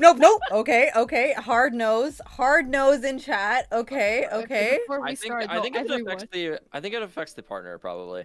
Like if you're gonna be posting photos of me, or if you're gonna be posting photos of like whatever, I feel like maybe they have a say in it. Like for example, I could think of like, hey, I have a job that's like kind of like maybe high profile or something like that. It would be really frustrating if like you posted a photo of me doing like something that's not Gotcha. Yeah. good. Yeah. But It depends. aside from that, like I can't think of a situation in which you would post something that I would like be uncomfortable with if it has anything, or if it doesn't have anything to do with me. Like I know the common example is like, oh, she posted a picture in a bikini, like she was showing too much skin or whatever. Like, who cares, you know? But... Oh, okay, interesting. So we touched upon the topic earlier, and I had stated that my parents actually requested me never to post anything about them, whether it be pictures or stories on Facebook, just because they want absolutely nothing about them on the internet, which is respectful. Yeah. Respectable, sorry. And I think that it is along the same lines, and I've requested that previously. If I have an argument with you, I would not like it to be publicized after, because I feel attacked by the questions that you ask online. So was I right, or was I right to say this, or was I wrong? And then asking that to the public, that's just publicizing everything that's in our personal life. And I don't think that everything that I share with you should be online. Agreed. Also, going back to like those poems, you know, those pictures that have like some passive aggressive messages, or like retweeting a very angry like tweet that I had to state, hey, I actually don't like it that you post that, just because I know that we've just spoken about that. That's and so you're awkward. literally attacking me with some beautiful landscape. Some beautiful mountain. Like, if you still have remnants, please talk about them to me. Right. Don't let out the steam, because then I feel like I have no agency in our relationship anymore. Yeah. I've had to. My husband has said to me, "Can you not?" Like with certain things, like I think there's some really funny stuff that hubby says. So, he's so funny, and he doesn't try to be, which makes it even better. Yeah. Aww. And I don't know. Like there's this one time. Now this is a bad example, but there's this one time he needed to read, or I needed him to read me like a serial number for some product. I don't know if it was a Blizzard key or something. And you know, and so we're doing it, and it's this really long, boring. And I'm like, stop. Can you sing? Can you sing it to me? and he's not a singer. So he starts singing me the letters. It's super cute. It's a really funny moment, like just in our relationship. And then I like tweeted about it. And it was just kind of one of those scenarios, like, that's like our life that you're kind of going out there and using now as entertainment. Like, this is our life. This is our relationship. This is not part of your stream. Your Twitter, your Instagram. Like, this is just a continuation of the reality show of Joliet. Like, what are you doing? This is personal life. Like, we can't even have a good laugh, just you and me. It has to be content. Like, that is such a mood, and it's hard for me because I want to share how funny that is, but at the same time, if you have a request being made, if you'd hold something sacred like that, try to remember why that's important to that person. And so anyway. Yeah, I completely agree with that. That's my brother and I. So for those of you who have been, well, you saw him. My brother is actually a hilarious person. There is no one who makes me laugh more than my brother. And there are so many things that we share together, or moments we share, where I'm like, I want you guys to see how funny this is. Like, this is hilarious. This, like, killed me. You guys have to see. And it's not for content. It's not for fame. It's not for any of those things. It's literally just like, here's a laugh. Just like you share a meme video, it's just like that. I just want to share with you guys and have a laugh. But he has made it very clear that he does not want something that's ours. He's like, that's ours. Like, that's our joke, our this. Like, there needs to be boundaries. So he has made it very clear. So that's why if you go on my Instagram, I think there's only one video of us from like back when we were in university together, but there's nothing else. Just because he's like, I want it to be ours. It's ours. So if, again, a request was made, I would totally respect it. Also, in terms of relationships, I feel like for me, the way I view relationships is once I am with somebody else, I'm no longer a stand-alone person. Like, my actions also affect that person and their lives and how they're perceived and all that. So I would be careful about what I put out there because it is attached to them. So like Lemon was saying, if I can't just post a video about me and him unless we talk about it or we've set ground rules or whatever the case may be, because it's not just my life, it's our life. And if I'm choosing to share that, he's got to be okay with that too. Same thing. Okay, you guys are not going to agree with this, but I'm going to say it anyways. I am very possessive over my partners. So if he's going around posting his shirtless pictures, I'm going to feel some type of way about it. I'm just going to say that. I don't care if people disagree with me on that. And I would just, first of all, I wouldn't actually date somebody who is okay with posting that much of themselves and sharing that with the world. Because to me, I just feel like that's a lot. But, you know, we live in a Western world. We live in a world where, like, that showing that much skin is okay. And it's the norm. Totally cool. Do your thing. But I probably wouldn't be in a relationship with someone who they're okay with exposing. Yeah, it's not a good match for you. Yeah, and that's fine. But if, let's just say we were in a relationship and he wasn't like that, but then he started exploring that, I would definitely feel some type of way about it, because I'd be like, I didn't know you were actually like that. I didn't know you were okay with that. It makes me feel a little uncomfortable. So we would have a talk about that, and hopefully it would work out. But just like that, I wouldn't do that as well. I feel like I want to kind of like share myself with my partner, and how much I expose to the world and how much I expose to him. There should be a difference. And I make sure there is a difference. So I don't set double standards. I'm not like, you can't post a shirtless video or picture, but I can just show whatever I want. You get what I mean?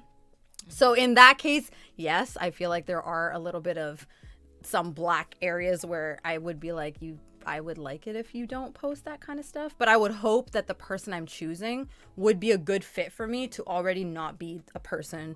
Like we would match on that front. You get what I mean?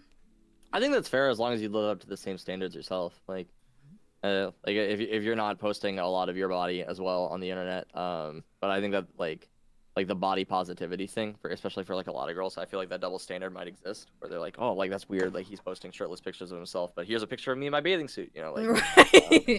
And I don't like that in relationships. I feel like if you're gonna expect something from someone, you should also live up to that as well. There's only been one instance where I was speaking with someone and I was like, I'm not really comfortable with this. But I had never given him a reason to come back at me and be like, well, you post this and this and this and this. Y'all know me. Like, I don't post a lot of scandalous photos. But if I do, it's in private. And I, therefore... Where are mine? think it's... Shit. I thought we was in a relationship. Maybe I'm building up to it. Okay, I'm keeping it spicy. I'm teasing you. I showed you an ankle last night. Okay? Got a beautiful ankle. Yeah, I already know. I've been working out those ankles. What about you guys? Do you want to add on to what you think about the social media bit? I wasn't in a relationship with these people, but one time I got pissed off because my roommates ran in on me when I was sleeping, and I was sleeping like practically naked, you know, just laying in my bed, lounging out. He ran in a shark costume and he jumped on my bed, and there was like a gag, and they recorded the whole thing and they posted it on Snapchat. I was like, what the heck, guys? Like, No. So I got upset about that, and I asked them to take it down. I can't remember if they did or not. Like, I wasn't like, it wasn't a be all or make or break in our friendship, but it was also like, guys, can you not do that? Can Like, you not? trying to sleep, and you just ran in. I didn't look happy. Like, Yeah. Do you feel like in situations like that, or I actually see a lot of videos, or I've heard of a lot of situations where guys think it's funny to like videotape walking in on them while they're peeing or while they're showering and like fully just everything. Do you think that as guys you're expected to just take that and be okay with that? Like, and if you are like, oh my god, don't show myself, like you're seen as like a wuss or something? there's definitely like some expectation among the guys to like be one of the boys, you know, and Right. like to like be comfortable with those sorts of things. It's not that Interesting. I'm uncomfortable with it. It's just that like when I'm trying to sleep and they run in a shark costume when I'm naked and record it, I'm like, guys, like, can you just like not? Right. But yeah, there's definitely some pressures for that to be a man, I guess. Right. Mhm. And that But that like doesn't there include is like a shame. give or take, because like also in this discussion you guys were talking about like weird dudes sending you DMs and like stuff like that, and I don't have to deal with any of that. I mean, like I never get DMs from girls being weird. Like it never happens. Yo, I wanted to ask about that. Never? You're on Smule and it doesn't happen? Right? I don't go on Really? Smule, but I guess like You every now want and then it, I have guys. like I get DMs from like kids who are asking for advice, and I'm like, I don't know what to tell you, but Interesting. You never get requests of like, oh, if you show this or wear gray sweatpants for me. The whole gray sweatpants thing in comparison to, you guys heard that? No. I hear that meme, yeah. Yeah. Like they say that, oh, I hate to say this word, but like Yeah. titty streamers and the great sweatpants guys, like those are the categories. Is that real? What kind of gray sweatpants? I Okay, don't so see yeah, these. just to like explain, for men, if they're wearing gray sweatpants, their the bulge of their genitals is more apparent. Woo! I am no longer Googling this, thank you. You're welcome. I probably get comments from gay men more than I do actual girls. Oh. I'm not gay either, so I just think it's funny. That's the network. Right. I probably get comments from straight men more than I do girls. So Okay. that's just Yo, side note though, like side note, right? Like total side note. Is it just me? Or do you guys feel like it's kind of like a boost to your ego when someone who is bi finds you attractive? Because I'm like, you have the pick of the litter and you think I am attractive? Oh, if anybody finds me attractive, What? I Same. accept Yeah, your compliment. anyone. Wait, what? That's flattered. Oh, true. But I'm saying like when it's someone who is bisexual, I find it more like, whoa, that's like super flattering because compliment. yeah, because you 'Cause have they're a wider everybody. net. Yes, it's so okay. It's just a me thing. Got it. Noted. Wait, I wanted to. You wanted to. no, you highlighted something in the chat earlier, and I wanted to come back to it. But Recon said, "What if your partner posted something supporting a movement you were strongly opposed Yes, to?" yes. Can we talk about that? I actually had Uh-oh. when it was the when we had the Black Lives movement and we had the talk. I went on Sugaroth. No, it was Yeah, it with was you and Sugaroth, yeah. right? I had posted on my Instagram, and someone that's close to me had actually messaged me personally to say how they were strongly opposed to me going on to the talk and the movement itself. And then they explained the reason why. Now, it wasn't because they were racist. They were trying to reason that all lives matter. Oh, yeah. Okay. So they were doing that. And while I was opposed to it, I wouldn't say that I was like strongly opposed to it. But we were in a space of understanding each other, open-mindedness, and I understood that where he was coming from was not from hatred, but the need to love more or everyone. So once I understood that, I couldn't be angry at him and be like, get the heck out of my Instagram, you know? So I think it really depends on why you feel a certain way for a movement. Try to explain it to one another. And yeah. No, I thought that exact same thing. Like, if they have a belief and they're talking about it on like Facebook or Instagram or whatever that like you oppose or you have like a problem with, that's something that you have to take up with them. It has nothing to do with the social media post. That has to do with like a clashing opinion of what. Yeah. Yeah. And I think it's the same with like religion as well. I mean, we all have our different beliefs and whatnot, and it might be clashing to. There's a reason I'm this way, there's a reason I believe in this, there's a reason you believe in something else. But I think this is also really beautiful because you can actually learn about each other, and find the differences, but also the commonalities between your beliefs. But that's just me. I'm just trying to like see the beauty in that. I have never been in a relationship where someone had posted something that was atrociously like. Bestiality is good. I was like, oh shit. I don't know how to feel about that. I don't know how I feel about that. I don't know. Are you sure you want to be with me? Right? Or like, is it safe to be with me? Because I don't know what you've done. Shit. I feel like I haven't been in a situation like romantically with someone who has opposed any of like we've had serious clashes, but I have been in instances where I felt the need to cut certain people out of my life after the whole Black Lives Matter and Trump thing happened, because they were clearly in support of something or someone that I just could not possibly understand. I just couldn't, no matter how much I tried. And it was almost like a line for me. That is the only time in my life though where it was such a hard line where I was just like, I cannot. And that caused like friendships to end. But other than that, I've never been in a situation where we've clashed that much. And if we did, like King said, it would be something that you would need to discuss together. Yeah. Or honestly, if I see a behavior that you're exposing on social media that I don't believe in, chances are I'm not even gonna talk to you, and I'm just slowly just gonna dissociate. You don't there's some things that you don't need to try discuss to fix, or just, yeah, it's not really fixing, but it's literally you're different people and I'm understanding this. I'd rather not be around you.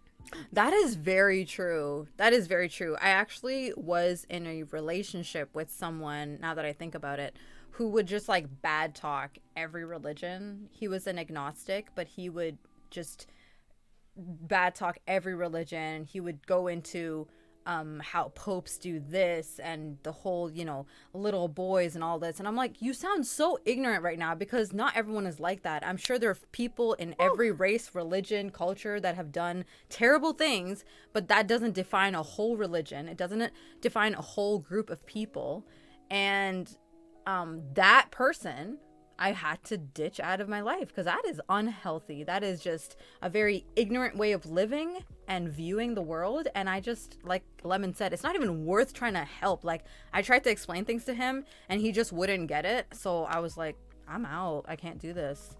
I can't. I always I see stuff like that, and I'm just like, some people are kind of like beyond help. Like, some random person on Twitter talking to them is not going to help them. Yes. And the thing that I always remind myself of like, well, whatever you think of like these people, but like I'm very ambitious, and I think of like people who are way larger than I am, like literally people like Jeff Bezos or like Elon Musk or whatever these people. Do you think they were arguing with some dude on Twitter when they were like trying to build up their life or their career or whatever? No, they were working on their stuff. They were focusing on themselves, and they were just trying to improve. They weren't on Twitter arguing with this random dude who tweeted his opinion. It's just not worth my time. Like, I can't sit here arguing with every single person who gets me angry on Twitter. Or that you disagree with. Like, it's just not worth it. Really isn't. So I do know that we're approaching the 9 p.m. mark, and I want to be respectful of your time. So although we're not done with the questions, do any of you guys have a hard cutoff? Can we stay for another half hour? What is the deal in your lives? I will have to leave here. Okay. Wait. Gotta do some stuff. Absolutely. I'm good. I have snacks. Okay. King? I can hang out for a little bit longer, maybe another 30 minutes. Okay, awesome. Sounds good. Lemon, if you don't mind, can you just cover your camera, or do you have to completely disconnect? Cover my camera, no problem. Oh, okay. Thank Where's the you sticker? so much. Where's the sticker? Oh god. How do I do this? Oh god. Oh god, oh man. Okay, well, you can continue while I try to figure Okay. this out. Sounds Thank you very good. much. Okay. I forgot to mute and I'm eating. I'm sorry. Ah! No, it's completely okay. I wanted to discuss this question. So why do you think people stay in toxic relationships, and why is it easier to bottle your, I guess, discontentment with things instead of confronting it or addressing the issue? King, do you want to start us off? I think people just stay with whatever's familiar, right? Like, if you're in a relationship and it was good, so there's the hope that would return to being better, but over time, and you just kind of like realize that it doesn't seem like it's getting better, or it keeps going back to the same things. They don't know how to get out. Maybe that partner has convinced them that they don't belong with anyone else, so that they wouldn't, nobody else would want them.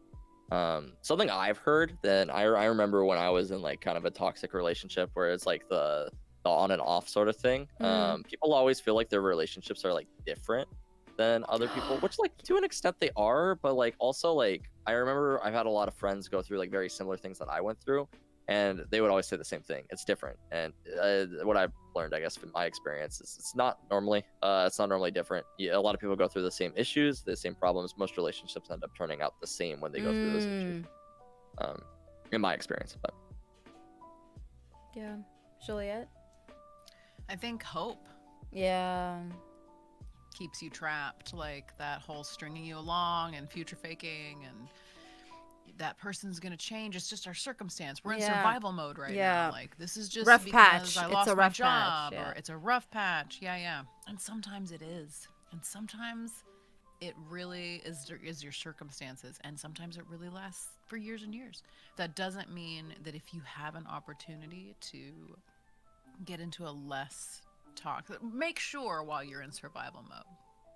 And it is not, this is just speaking from experience, it is not a bad thing. In fact, please get a whiteboard and write down the things that are starting to irk you, the things that are really starting to bother you, that you need from your partner. Like, just, okay, have a little more grace for me with this, and I promise I'll work on it. And then actually work on it. Like, and then actually work on it. That's the key. And then actually work on it.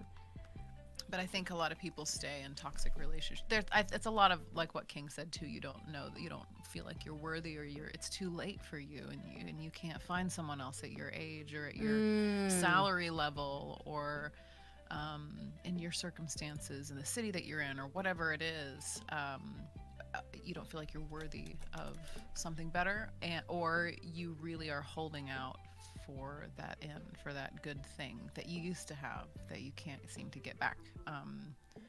Those are the things that would keep me in a toxic relationship. Yeah, I think the hope for change is a huge one. Either you put that in your head that it's just a rough patch. You talk down to yourself. Kind of intertwined with toxic positivity a little bit. Like, we got this. We're different. We could make it. You know, we got this. As opposed to recognizing it for what it is, or they let you know that this is just a rough patch. We're different. We can make it. We will be okay. You just need to give me some time. I just need the right opportunity. Blah, blah, blah, blah, blah. I think that's why people stay in toxic relationships. And the reason I think it's easier to just write it out than confront it is that you don't want to throw a wrench in all these plans that you possibly have laid out with this person that you want to achieve one day with them. You don't want to be the shit disturber, or like how Joliet said, you don't want to ruin the mood. You know, everything's going great, and you don't want to be the reason, because if you're in a toxic relationship and they're the instigator of this toxicity, they're not going to be the ones who are like, something is wrong here. They're going to be like, everything's so amazing. I don't understand why you pick up fights all the time. You do this, and it's always about you. So I think it's easier just to ride it out and not walk on eggshells and make sure you don't disturb the peace. I just think made another this thing too is like beautiful Instagram post that talks about how wonderful our relationship is. We can't break up now. Yikes. something inspired you. Yeah. Yeah. Sorry. I think another thing too is like, especially when you're young, there's probably a rush to like live with your significant other, and like we can have like the same apartment. And after you're under a lease, I'm assuming it becomes a lot harder to break up with that person. Like, what do you like? How are you gonna get out of that situation? That is actually a great point. I had a friend who literally lived in his Kids. his girlfriend's parents' place. Like they lived together there, and it's like, where does he go after that? Like, what's his next move? It's kind of difficult. You have to move all of your stuff out. Like, it's just the whole idea seems difficult, and it's just better or easier to stay together. God, yeah, and I think kids is another one that people stay for. Or if they're in situations where their parents were warning them about this person, but they still went on with it anyways. It's like a pride thing. Like, I can't admit defeat. I can't go back to them and be like, you were right. I fucked up. Yep. There are so many reasons that people stay in toxic relationships, and I think it's easier just to ride it out sometimes than... And I think sometimes the whole, it's too late for me, or I'm already so far gone, I gotta restart with somebody else. It just keeps you in there. You know, unfortunately, I have seen so many of my friends' parents, or I guess I've heard from my friends that their parents should not have stayed together. There was a lot of infidelity. There's a lot of toxicity. There's a lot of like lack of love. They don't even like each other anymore, but they just stick it out because it's been so long. I'm in my 50s. Like, what is the point of leaving now? I have my kids. You guys are enough. I'll just focus on you guys and just kind of try to tolerate this guy that I live with, or this woman that I live with, or whoever it is. It's sad. It's really sad. And I really pray that none of us have end up in a situation like that. Yeah, and when your kids are young and they need you, they're dependent on you. I can see, as a parent now myself, I can see now wanting to wait until they're more self-sustaining. Like I don't need to sit them down and kind of walk them through this life experience. Or maybe they don't want to switch schools because it might involve some kind of moving. Or I can see that being a big motivator for just sticking it out. Exactly. It really does suck. It's sad. And what do you guys think are tips that you can give people? Because what we usually do, guys, is we have the questions that we discuss. We kind of delve deep into the topic and different facets of it. But at the end, we always want to leave everyone with something to think about, something that is inspirational, something that can apply to their lives. So we always end up with something like tips or advice or guidance of some kind. So what do you guys think are some tips for identifying toxic relationships, or tips for leaving, or tips for remedying a situation? I'm so sorry. I ordered DoorDash and I have to go grab it. So I'll be right Okay. back. But, Julia, I'll go take first. it. So for me, red flags are, how deep do we want to get? How deep is this post? Hey. Okay, so hey. I think, watch for sincerity. Oh, Watch for, it's kind of, social media can really be a tell. Are they using a situation or a scenario to make themselves just look really good on social media? Are they like, these are my flags for like narcissism. I talk about narcissism a lot, I guess, because it's just in the last few years that I've realized I feel like a target sometimes for this kind of relationship. Yeah, I remember us talking about that. It's like they just know how to get in there and so it's interesting, but watch for like real authentic emotions, and if they're kind of suppressing them, or if they're expressing them, does it seem genuine, or does it seem like a show? Are they using other people to make themselves look really good, or are they really talking up their, I don't know, like, what are they after, and what can you see about them? I have a friend who posts pictures with their kids, and it's like, that poor kid does not want to be on your camera, and I can see it, and they're just using it to kind of make themselves look like a good parent, or like they're really involved. Like, are you reading that story with cute voices for content, or are you simply recording? It's hard to know. Like, you have to kind of get in there and like figure out for yourself, is this turning me off right now? Is this really genuine? That's a red flag. Also, again, be careful about people who don't disagree with you when you talk down to yourself. And that's something that attracts narcissists, is if you kind of talk bad about yourself, then they see a weakness in you and they can exploit that in their relationship with you. The first thing they'll do is love bomb you and build you up and tell you're the most amazing thing, but then kind of chip away at your opinion of yourself. Because don't you have a problem with that? Haven't you said that in the past? Like, maybe you should think about that. And that's a form of gaslighting, like trying to get you to second guess yourself and question your reality and rewrite the story in their favor because they don't want to take responsibility for what they did, Tips for getting out of this. Honestly, I have found the best YouTube channels of clinical psychologists who go through these behavior, because it's I feel like a target sometimes. But arm yourself, remind yourself what the red flags are regularly. Don't just read one article 4 years ago and then expect yourself to remember it. Like, make yourself aware. Like, do the subscribe, turn on the notification bell so that you get the new video, and remind yourself often, especially if you find yourself in these kinds of relationships often, like, repetitively.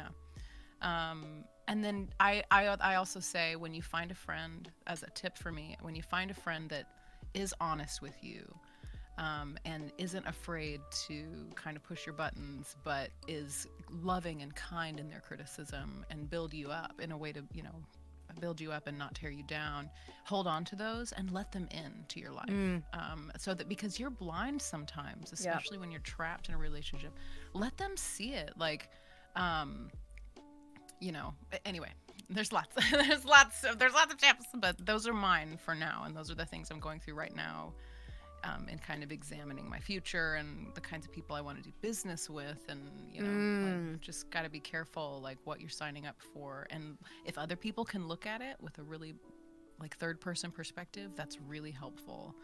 So, okay, Yeah, I know. I liked what you said. Yeah, what you need to hear, not what you want to hear. Because Joliet made a really interesting point of find someone in your life that can tell you how it is, but they do it in a loving and kind manner. I feel like so many times it's like what King said earlier. It's like, I'm just being honest. Yeah, but you can be honest and be kind at the same time and explain to me with love and patience what I have done wrong or what I'm not seeing.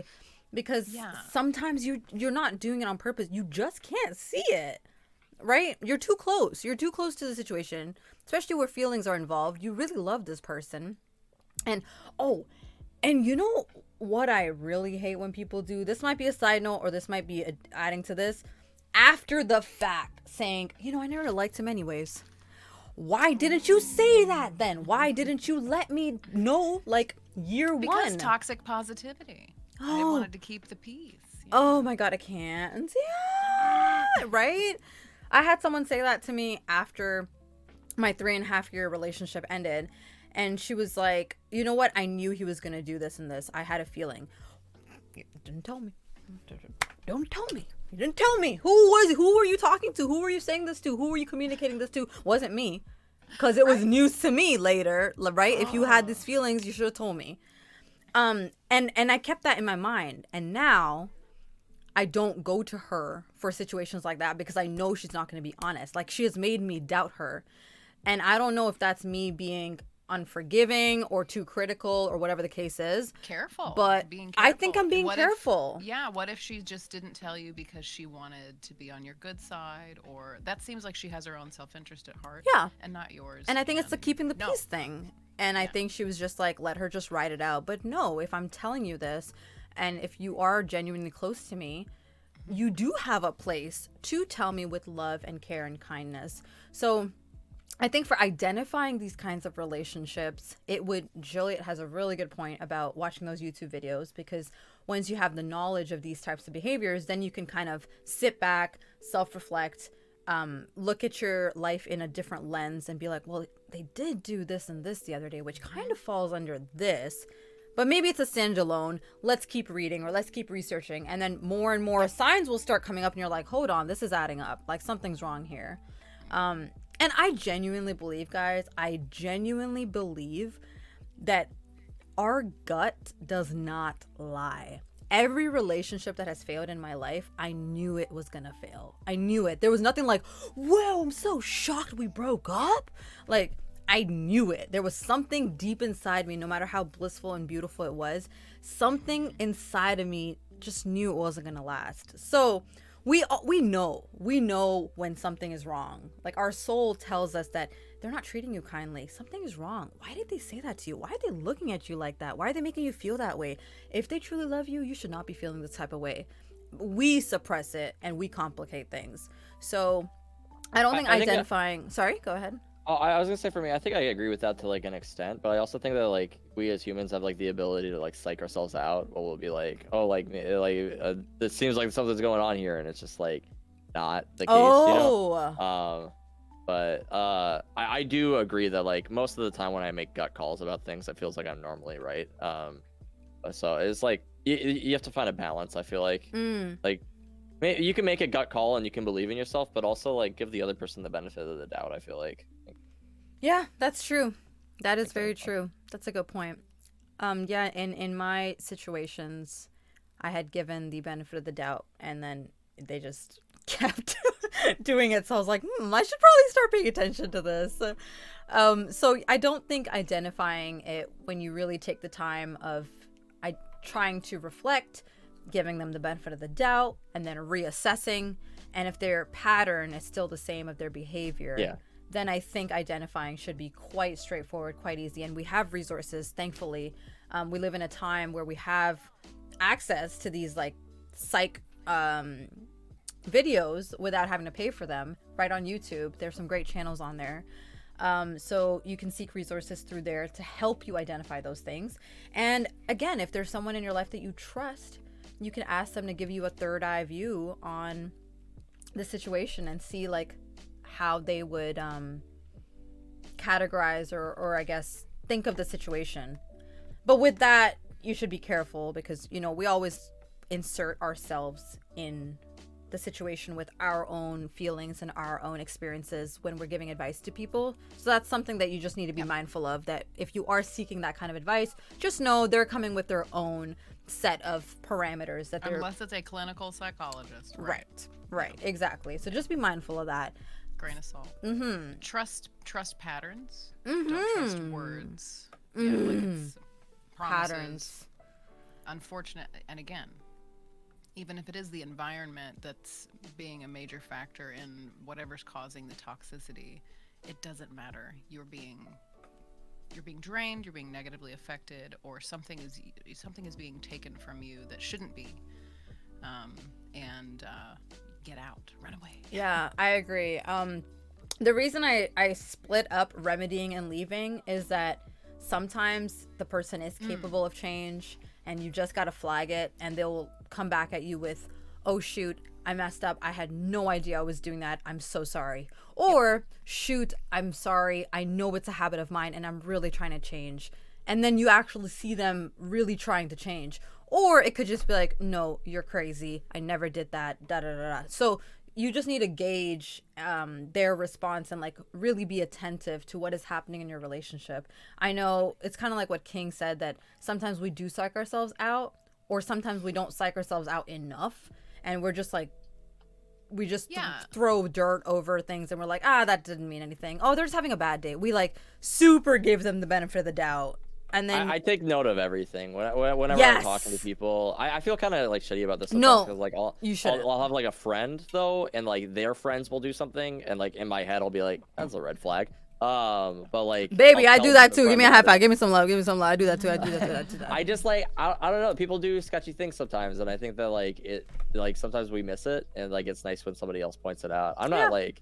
I think everyone's allowed a couple red flags. I'm gonna be honest. Like maybe not a couple, but like one or two. You know, like so everyone has their quirks. Everyone has those little things about them. It depends on what your red flag is. Like if you beat people, that's probably not very good. But like if you like if I eat Oreos, and I think that's a red flag to me. I don't like Oreos. But if they eat Oreos, they're allowed to eat Oreos. So it's like I don't know. Like I don't know. If they have their little quirks, that's fine. You know. But yeah, you should take note of them. Keep them in mind, and then when they start adding up, that's when I'd ask questions. But like for the most part, yeah, I agree. I definitely take notes in friendships. Like if for example, someone constantly says words that I've expressed to them that like I don't like gendered slurs, please do not use them, and I'll make it very clear. For example, and they will keep doing it around me. I will make note of that, and then eventually get to a point where I'm like, okay, gotcha. You don't respect me enough to. Yeah. So. I'm done. So yeah, I do take note of those things too. And then in the case of the third one where I said, where they say you're crazy, I never did that, da da da, when you're addressing something that's hurting you, that's a leave. You just gotta leave at that point, because you've tried to express it. That's what Juliet said earlier too. Like run. Whenever too many red flags, I just get out of there. I don't try to remedy it at all. I guess if you're like really deep into the relationship, maybe that's something you want to try. But I can't do it. It's too much. It's exhausting. It's very exhausting. Is there anything that you guys want to add to this? King, I don't know if you want to mention anything about identifying or remedying or leaving. Well, my problem is that like I don't know what it would be like to leave a relationship that you feel like you're kind of committed to, especially if you're like living with the person. I can empathize, but I can sympathize, but I've never been in that position, so it's really hard for me to relate. But what I would try to do is try to find some friends to lean on. Some friends, I would listen to your friends. If you're looking on identifying those things, something I have noticed from like guys to girls. If you're a girl, I would listen to your girlfriends, and if you're a guy, I would listen to your guy friends. I think there's too much conflict of interest when like you listen, like a girl listening to guy friends. With relationship issues, I would never try to talk to the opposite gender, just because like I feel like there's a lot of bad things that can go. Interesting. Oh, I didn't think of that. You mean in like straight relationships? Yeah, well, if you're in a straight relationship, I would just never complain about like a problem with my girlfriend to another girl. That doesn't seem very respectful to me. Yeah. Interesting that you use the word respectful. I like that. Wow. Good on ya, King. Right? I like that, because I've heard a lot of stories about guys doing that, or people doing that to the opposite sex, and it never seemed right to me. It always felt like you're bad mouthing your partner in front of someone. Yeah. Who's a Well, and potential like next the partner. Yes. yeah, the other person's thinking, well, maybe he's interested in me. Right. Right. Okay, you guys get It it. either gives them the wrong impression if they're interested in you. If you're close enough friends that you're opening up this door and you're bonding over this problem, then that's a pathway to having Yes. a relationship with that person. Yeah. It So you kind of have to be careful. That's a boundary thing. Yeah. Which leads us into our next question, which was the viewer question: how to create the guts, get the guts to create boundaries. So someone in the previous talk that we had issues creating boundaries, and they really needed some help. They were asking for tips. King, do you want to start us off? For me, it's always just going back to the confidence thing, or like an insecurity thing. Like, boundaries they're definitely a thing that you build up with as you get confidence, and Yes. you can only maintain those boundaries if you're vocal about it or you say something about it. So to me, the impression I get if you let somebody cross your boundaries is that you value how that, or having that person in your life, or that person, like, their existence in your life, more than you value your boundaries. Yes. So I guess it's wherever you place those on that list of values. Like, for me, if somebody crossed a boundary that I wasn't comfortable with, it would be like a deal breaker. You know, like, hey, that's like that's a deal breaker. If you do this, we can't be together. I'm sorry, like, this isn't going to work. You know. But, Juliet? Yeah, boundaries are really hard, especially when you receive validation from having a deep connection with somebody. So I suppose this might be like, I don't, might be something that I have been prone to falling into.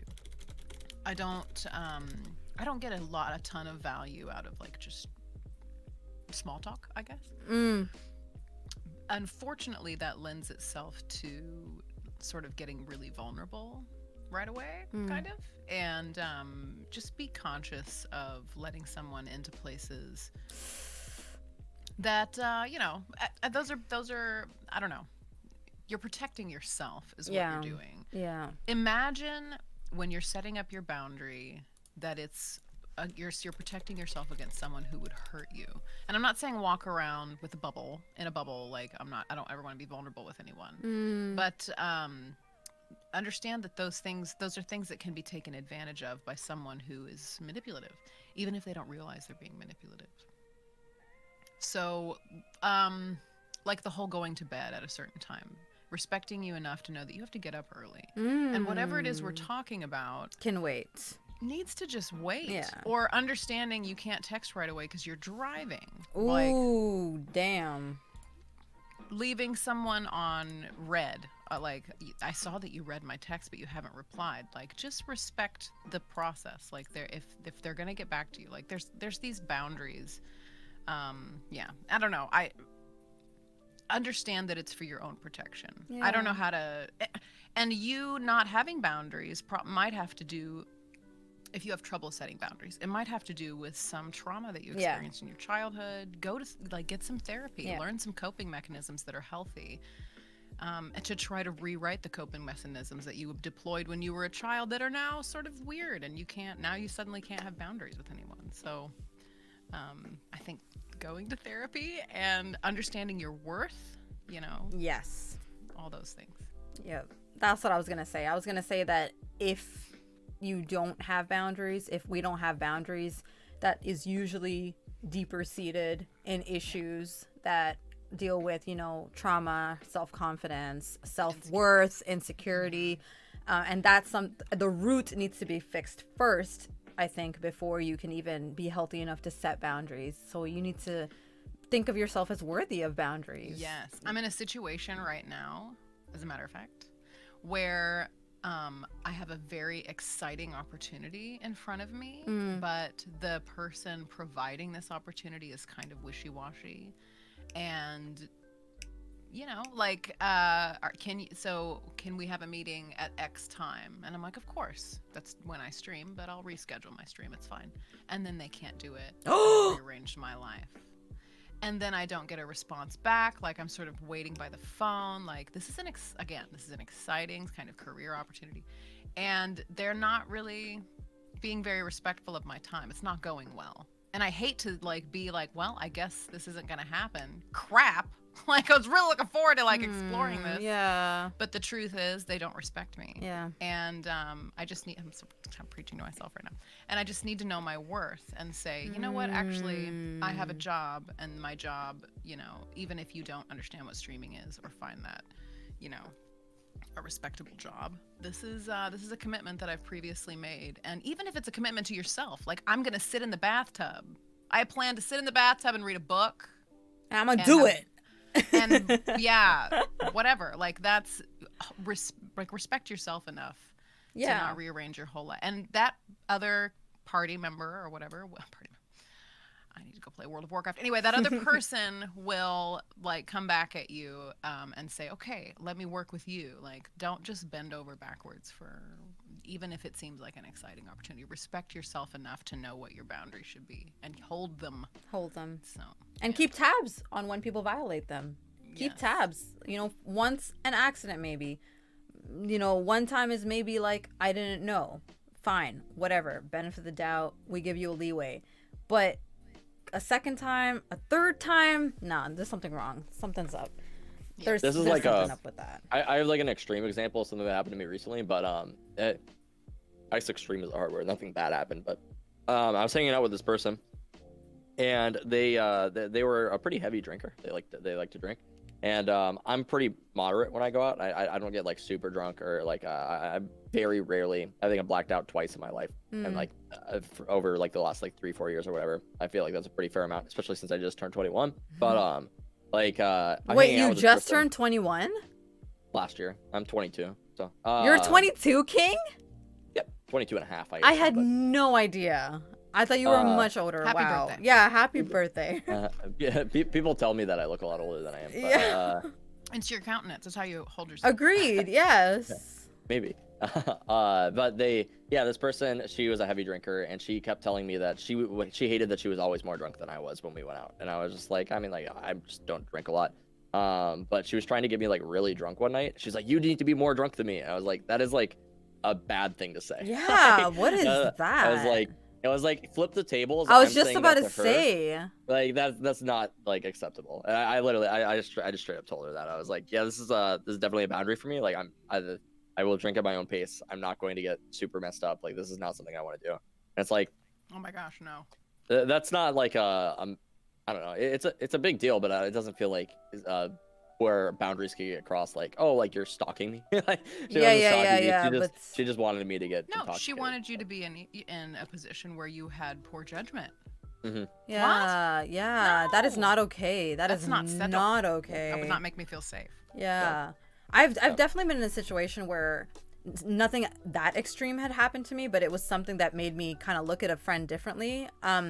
So for those of you who don't know, I'm a Muslim, which means I follow the religion of Islam, and Muslims during the month of Ramadan, we fast from sun up to sundown, and the way we gauge it is like there's sort of like times that are set out of like, oh, this is kind of when this is the time that you can break your fast. And I was looking at the time one time when I was out with my friends, and I had like 3 minutes to go or something. And I don't like holding people back from eating when I'm fasting. Like, that's your business. You do it. I'm fasting. I'm doing it for myself.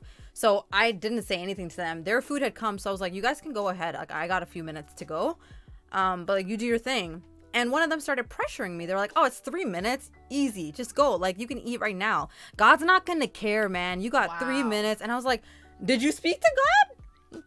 Are you, what? Yeah, they were like pressuring me to eat. And I will not lie. I will never I forget the feeling of starting to doubt myself. And I'm like, am I being too like specific about this 3 minutes? It is 3 minutes. And that you should never be in a position where like you are doubting your own boundaries. That is that was my thing. And I can't even remember if I broke it early or afterwards, but I felt shitty. I felt shitty in that situation. It's so wrong. I felt so like that my boundary was completely violated. And this was someone that I really admired as a person. So for them to say that, it really upset me. And this is the same kind of person, unfortunately, later on that pressured me to try to drink knowing that I don't drink, knowing that that is one part of my religion that I'm trying to stay firm with. Also, what this person did is they bought cake for me that had alcohol in it, but they were like, oh, this cake, like when you put it in the oven, the alcohol evaporates, whatever. Honestly, I don't give a shit. The fact that there was alcohol there in one point, why would you even take that risk? Like, why would you even do that? That's not cool. If it's part of a boundary that you have for yourself, why would how you dare even? you? Yeah, No. you're trying to tell me there was no other cake you could have gotten. I've gone on a number of dates with people who are vegetarian or vegan, and because of that, I have a lot more sympathy to stuff like that. Where I also worked in a restaurant for 4 years, and it was really frustrating seeing people in the restaurant industry who they don't care. They don't not care at all if you're vegan or whatever. It's true. Basically, their goal is just to get you your food. But it's really frustrating because you'll get a vegan who comes into the restaurant and they're like, hey, is this vegan friendly? And like the servers will literally roll their eyes. They'll make fun of them. They'll bring it back to the cooks. Cooks will make fun of them. They'll be like, oh, this is the vegan food. Like it's just really frustrating to see stuff like that. I'm just like, literally people I've like dated for like an extended period of time, and like this is how they treat them. Yeah, it's the same when I go into restaurants and I ask for almond milk and people think I'm being bougie or oat milk, and I'm not. I will poop my pants if I take normal milk. I am lactose intolerant. I'm not trying to be bougie. And it's very frustrating having to explain. And then I feel self-conscious to the point where I have to say, I'm lactose intolerant. That's why I'm asking. Like, I have made it a habit to say that now because I don't want people thinking me that way. I know. And last but not least, guys, a very important question. In order to deal with toxic relationships, sometimes you will be put in situations where you have to confront the person. You have to let them know how they violated your boundaries, how they have mistreated you, how they have hurt you, what they can do differently, what they can do better. So how does one become better at confrontation? Do you guys have any tips for that? I know for me, this is not going to help a lot of people, I'm sure, because it might be just a me thing. But for me, it's like, just do it. Like, that was literally mine. I just push myself in the situation and open up my mouth, and I'm like, it's too late now. Gotta just say it. I feel like sometimes if we're like thinking too much about it and all of this, like we will get too scared and we will psych ourselves out and we will not move forward and make the changes or have the conversation that we need to. We'll be too scared. It is scary. I get it. It's some people get very anxious about it. To this day, sometimes I still feel very anxious with confrontation. But it's something I'm working on, and I know it can also feel like you're putting yourself in a vulnerable situation by letting someone know that they've hurt you or they've crossed a boundary. But I think it's important to communicate that. I don't think you can get better at confrontation without doing it is the problem. Yes. So, yes. Everyone's gonna be really afraid of it, and like you just need you need to have some experience with it. Yeah. And it doesn't need to be in relationships. I got most of my experience with confrontation from League of Legends, just arguing with people on League, and then like that transferred over to real life eventually, where I was like, now if I get in an argument with somebody or like they violate my values or my beliefs or like I feel like it's worth the discussion, I'm capable of bringing it up. It does not bother me if somebody does something that I think is morally wrong for me to call them out on it.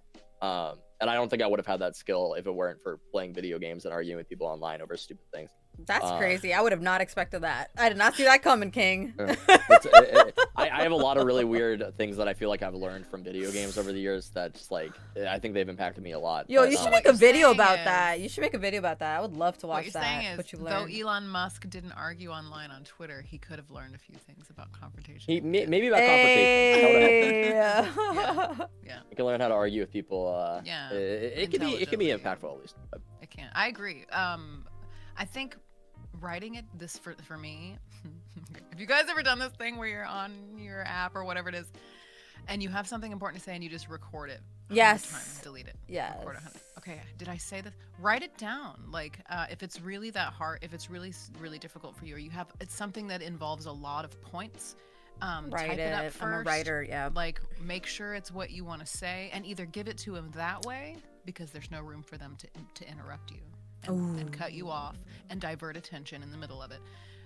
Write it up, or just have it available. Like, okay, and be humble about it. Like, be if you can, like, just especially if it's someone that you that is very close to you, and it's real. You know, if it's hard, obviously, if it's hard, you wouldn't be asking. If it's not hard, you wouldn't be asking this question. But I would say, I love you, and I'm not coming at this from a place of like what happened really made me angry. However, this I think is a real issue for me, and we're going to have to address it. And you know, if you can try to just be as matter of fact about it as possible, like, I think that this is affecting us negatively, and let's talk about it, and just kind of, I don't know. That's kind of the approach that I take. Yeah. And even if you're met with rage, anger, like lots of excuses and diverting attention, blaming you back, at least then you'll have your answer about whether or not this person is Very interested true. in bettering themselves for you. And I hope that you can make an educated decision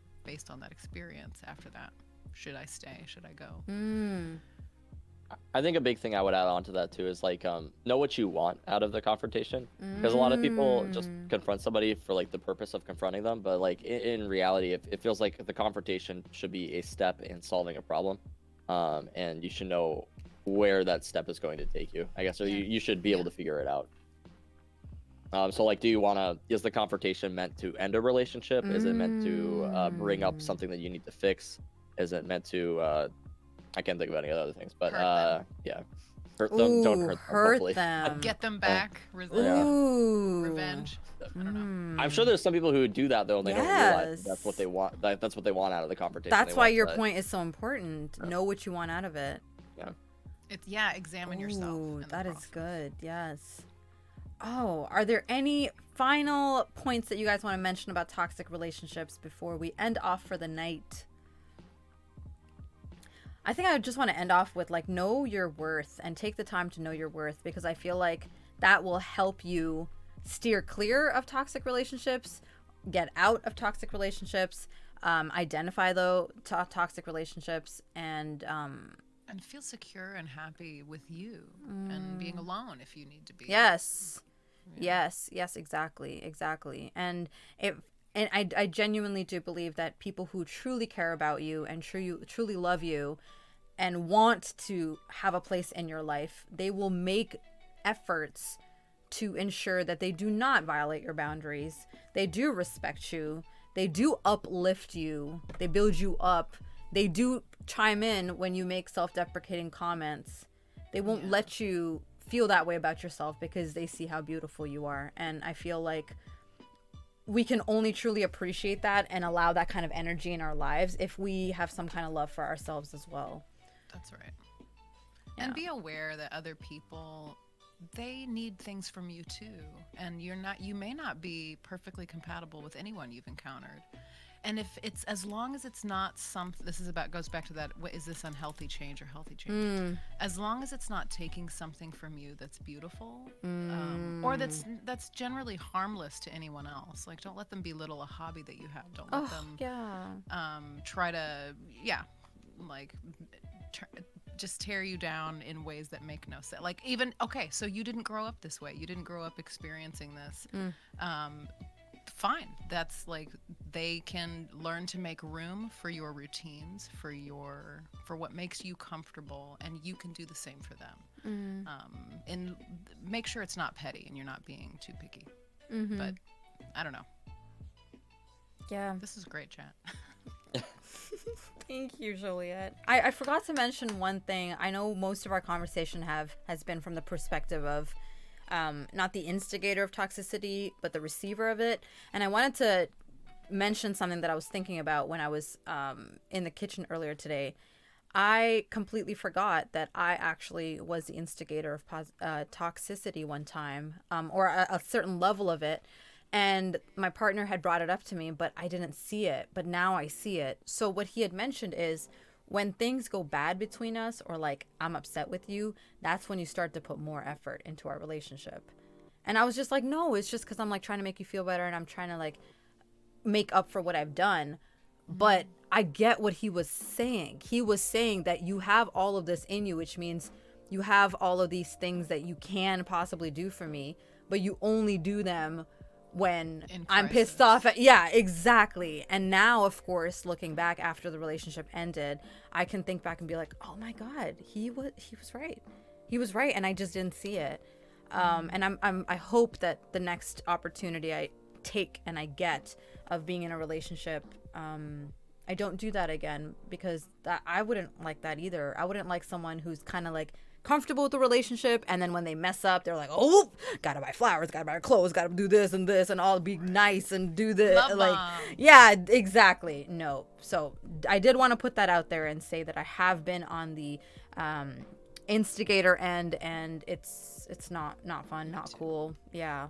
And we should have the ability to recognize that. And I think that's the only truly way we can learn and heal, when we can recognize it and grow from it and use it as a learning opportunity. And if you can do that, you're not a narcissist. Yay! Although the test says we are highly susceptible to. Ow. They don't know what they're talking about. King, do you want to add anything? Not really. No. Awesome. Thank you guys so. Oh wait, you were saying something. I was gonna say I just have this burger in front of me that I'm eyeing right now. Oh my That's what you God! add. Enjoy. Add it to your body. Yes, exactly. Thank you guys Me so too. much for your time. It was such a pleasure speaking with you, getting to know you all better. I am very, very excited for the next time we can talk about some deep stuff. But thank you for taking time out of your busy days to spend time with me. I really appreciate it. Do you want to say bye to everybody? Bye, everyone. Yeah, bye everyone. Thanks for the invite. Thanks for hanging out. Absolutely. I'm just gonna change the scene, say goodbye to you offline. If you guys stick around, awesome. If you don't, I will see you all very soon in a little bit. Alrighty. Whoops. Hi guys. We're not gonna talk about that. I need to figure out, actually I need to create a scene that's just chatting on my Real Talk thing, but I don't have it, so that's why that was a weird jump. Sorry, but thank you guys so much for spending time with us. I know I completely, overlooked a whole bunch of amazing comments in the chat, and I am so sorry about that. It's just a little difficult to pay attention to what these wonderful guests are saying and read at the same time, and I am not good at multitasking, and I really want to give them my full attention, but also, yeah, you're right, Subby, but I feel bad because there's some great points that are mentioned in chat and I just can't address them. But just know that I do go back and I do read through them and see if there's anything that is really, really important that needs to be discussed, and I try to bring it in future talks. You think you're paying attention to the chat. There's always yes, you're so right, Subby. And you only see them afterwards when you're going through the VOD and you're like, wait, someone said that? Damn, I wish I caught that. That was such a good point. So thank you all for being here. I really appreciate you taking time out of your busy, busy lives to spend time with all of us. A huge, huge thank you to my baby boo, Lemon, Joliet, and King for this amazing talk. Really, really, really, really learned so much. As always, really, I feel like I learned so much from these real talks, and it's such a blessing. You know what? We can talk about what we're grateful for, because we didn't do that yet. So as you all know, the drill is when I start my stream, I usually mention what I'm grateful for. But we're going to end off the stream with what we're grateful for. So what I'm grateful for is I'm going to practice a little bit of self-love, and I'm going to say that I am grateful to my talk show. It has helped me grow as a person. It has helped me become more confident. It has challenged me with, the technical stuff and the layouts. It has challenged me with video production, with the VODs that I end up uploading to YouTube. It has improved my relationships with these guests that I've had on. I've learned so much about them. And a shout out to Twitch Sings as well, because Twitch Sings helped me link up to so many new people that I've had on my show over the course of 25 talk shows. So I'm very, very, very happy about it. And as always, you all are more than welcome to join in and let me know what you are grateful for. But there is absolutely no pressure. Grateful for all those toxic people I've had in my life. Help me become the person I am today. Oh my God. Oh my God. Thank you, Joliet. You were so wonderful. Seriously. Thank you. I know. I'm so sorry about Slay. I heard that. I heard that happened to you. What do you mean, oh my god? What? Hello? Sure, you became a wonderful person, but you also hella toxic towards me. Don't think I wasn't addressing you in my toxic comments. Hell yeah, I was talking about you. Grateful for the experience. Lies, bro. Lies, bro. Where's Ben? Ben would know. Lies, bro. I only spit facts to you. You're that person. I'm only being honest. You're that person. Hey, X is an angel. Stop. Habibi! No! You can't take his side. Oh my god, I can't deal with you guys. Wow. Alright, guys. You know what time it is for now, right? Y'all know the time? You know what time it is? Y'all know what time it is? Y'all know what time it is or what? Do y'all know what time it is right now? Do you know what time it is? Ben would be on my side. Oh, purity test. Oop. X would be like, I'm only kidding, right? Actually, he never even says that.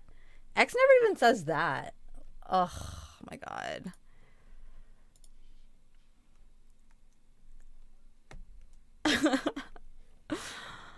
All right. Here we go. All right. It's Raven's Real Talk Rap this time.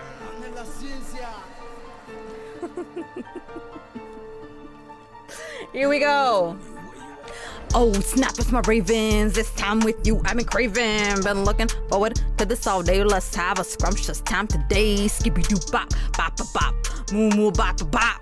Skit, scat, diddle doo, it's spooky boogie boogie boo. Alright, okay, I'ma tell you about the guests. We had them all up on the nest. First we had the scrumptious Juliet 4. Whenever she come knocking, I be open up that door. Next we had my scrumptious Lemon. Girl, let me let you in. Then we had the damn scrumptious King. He gonna do some ding on those people. In Valorant, he be shooting them down. He's so hot, he be turning up the frowns. Okay, he makes us smile like no other. He be like a brother. Today we talked about toxic relationships. I do not ever want to go on a ship. I'm too scared because I can't swim. I will never do that. I'll never go on a whim. I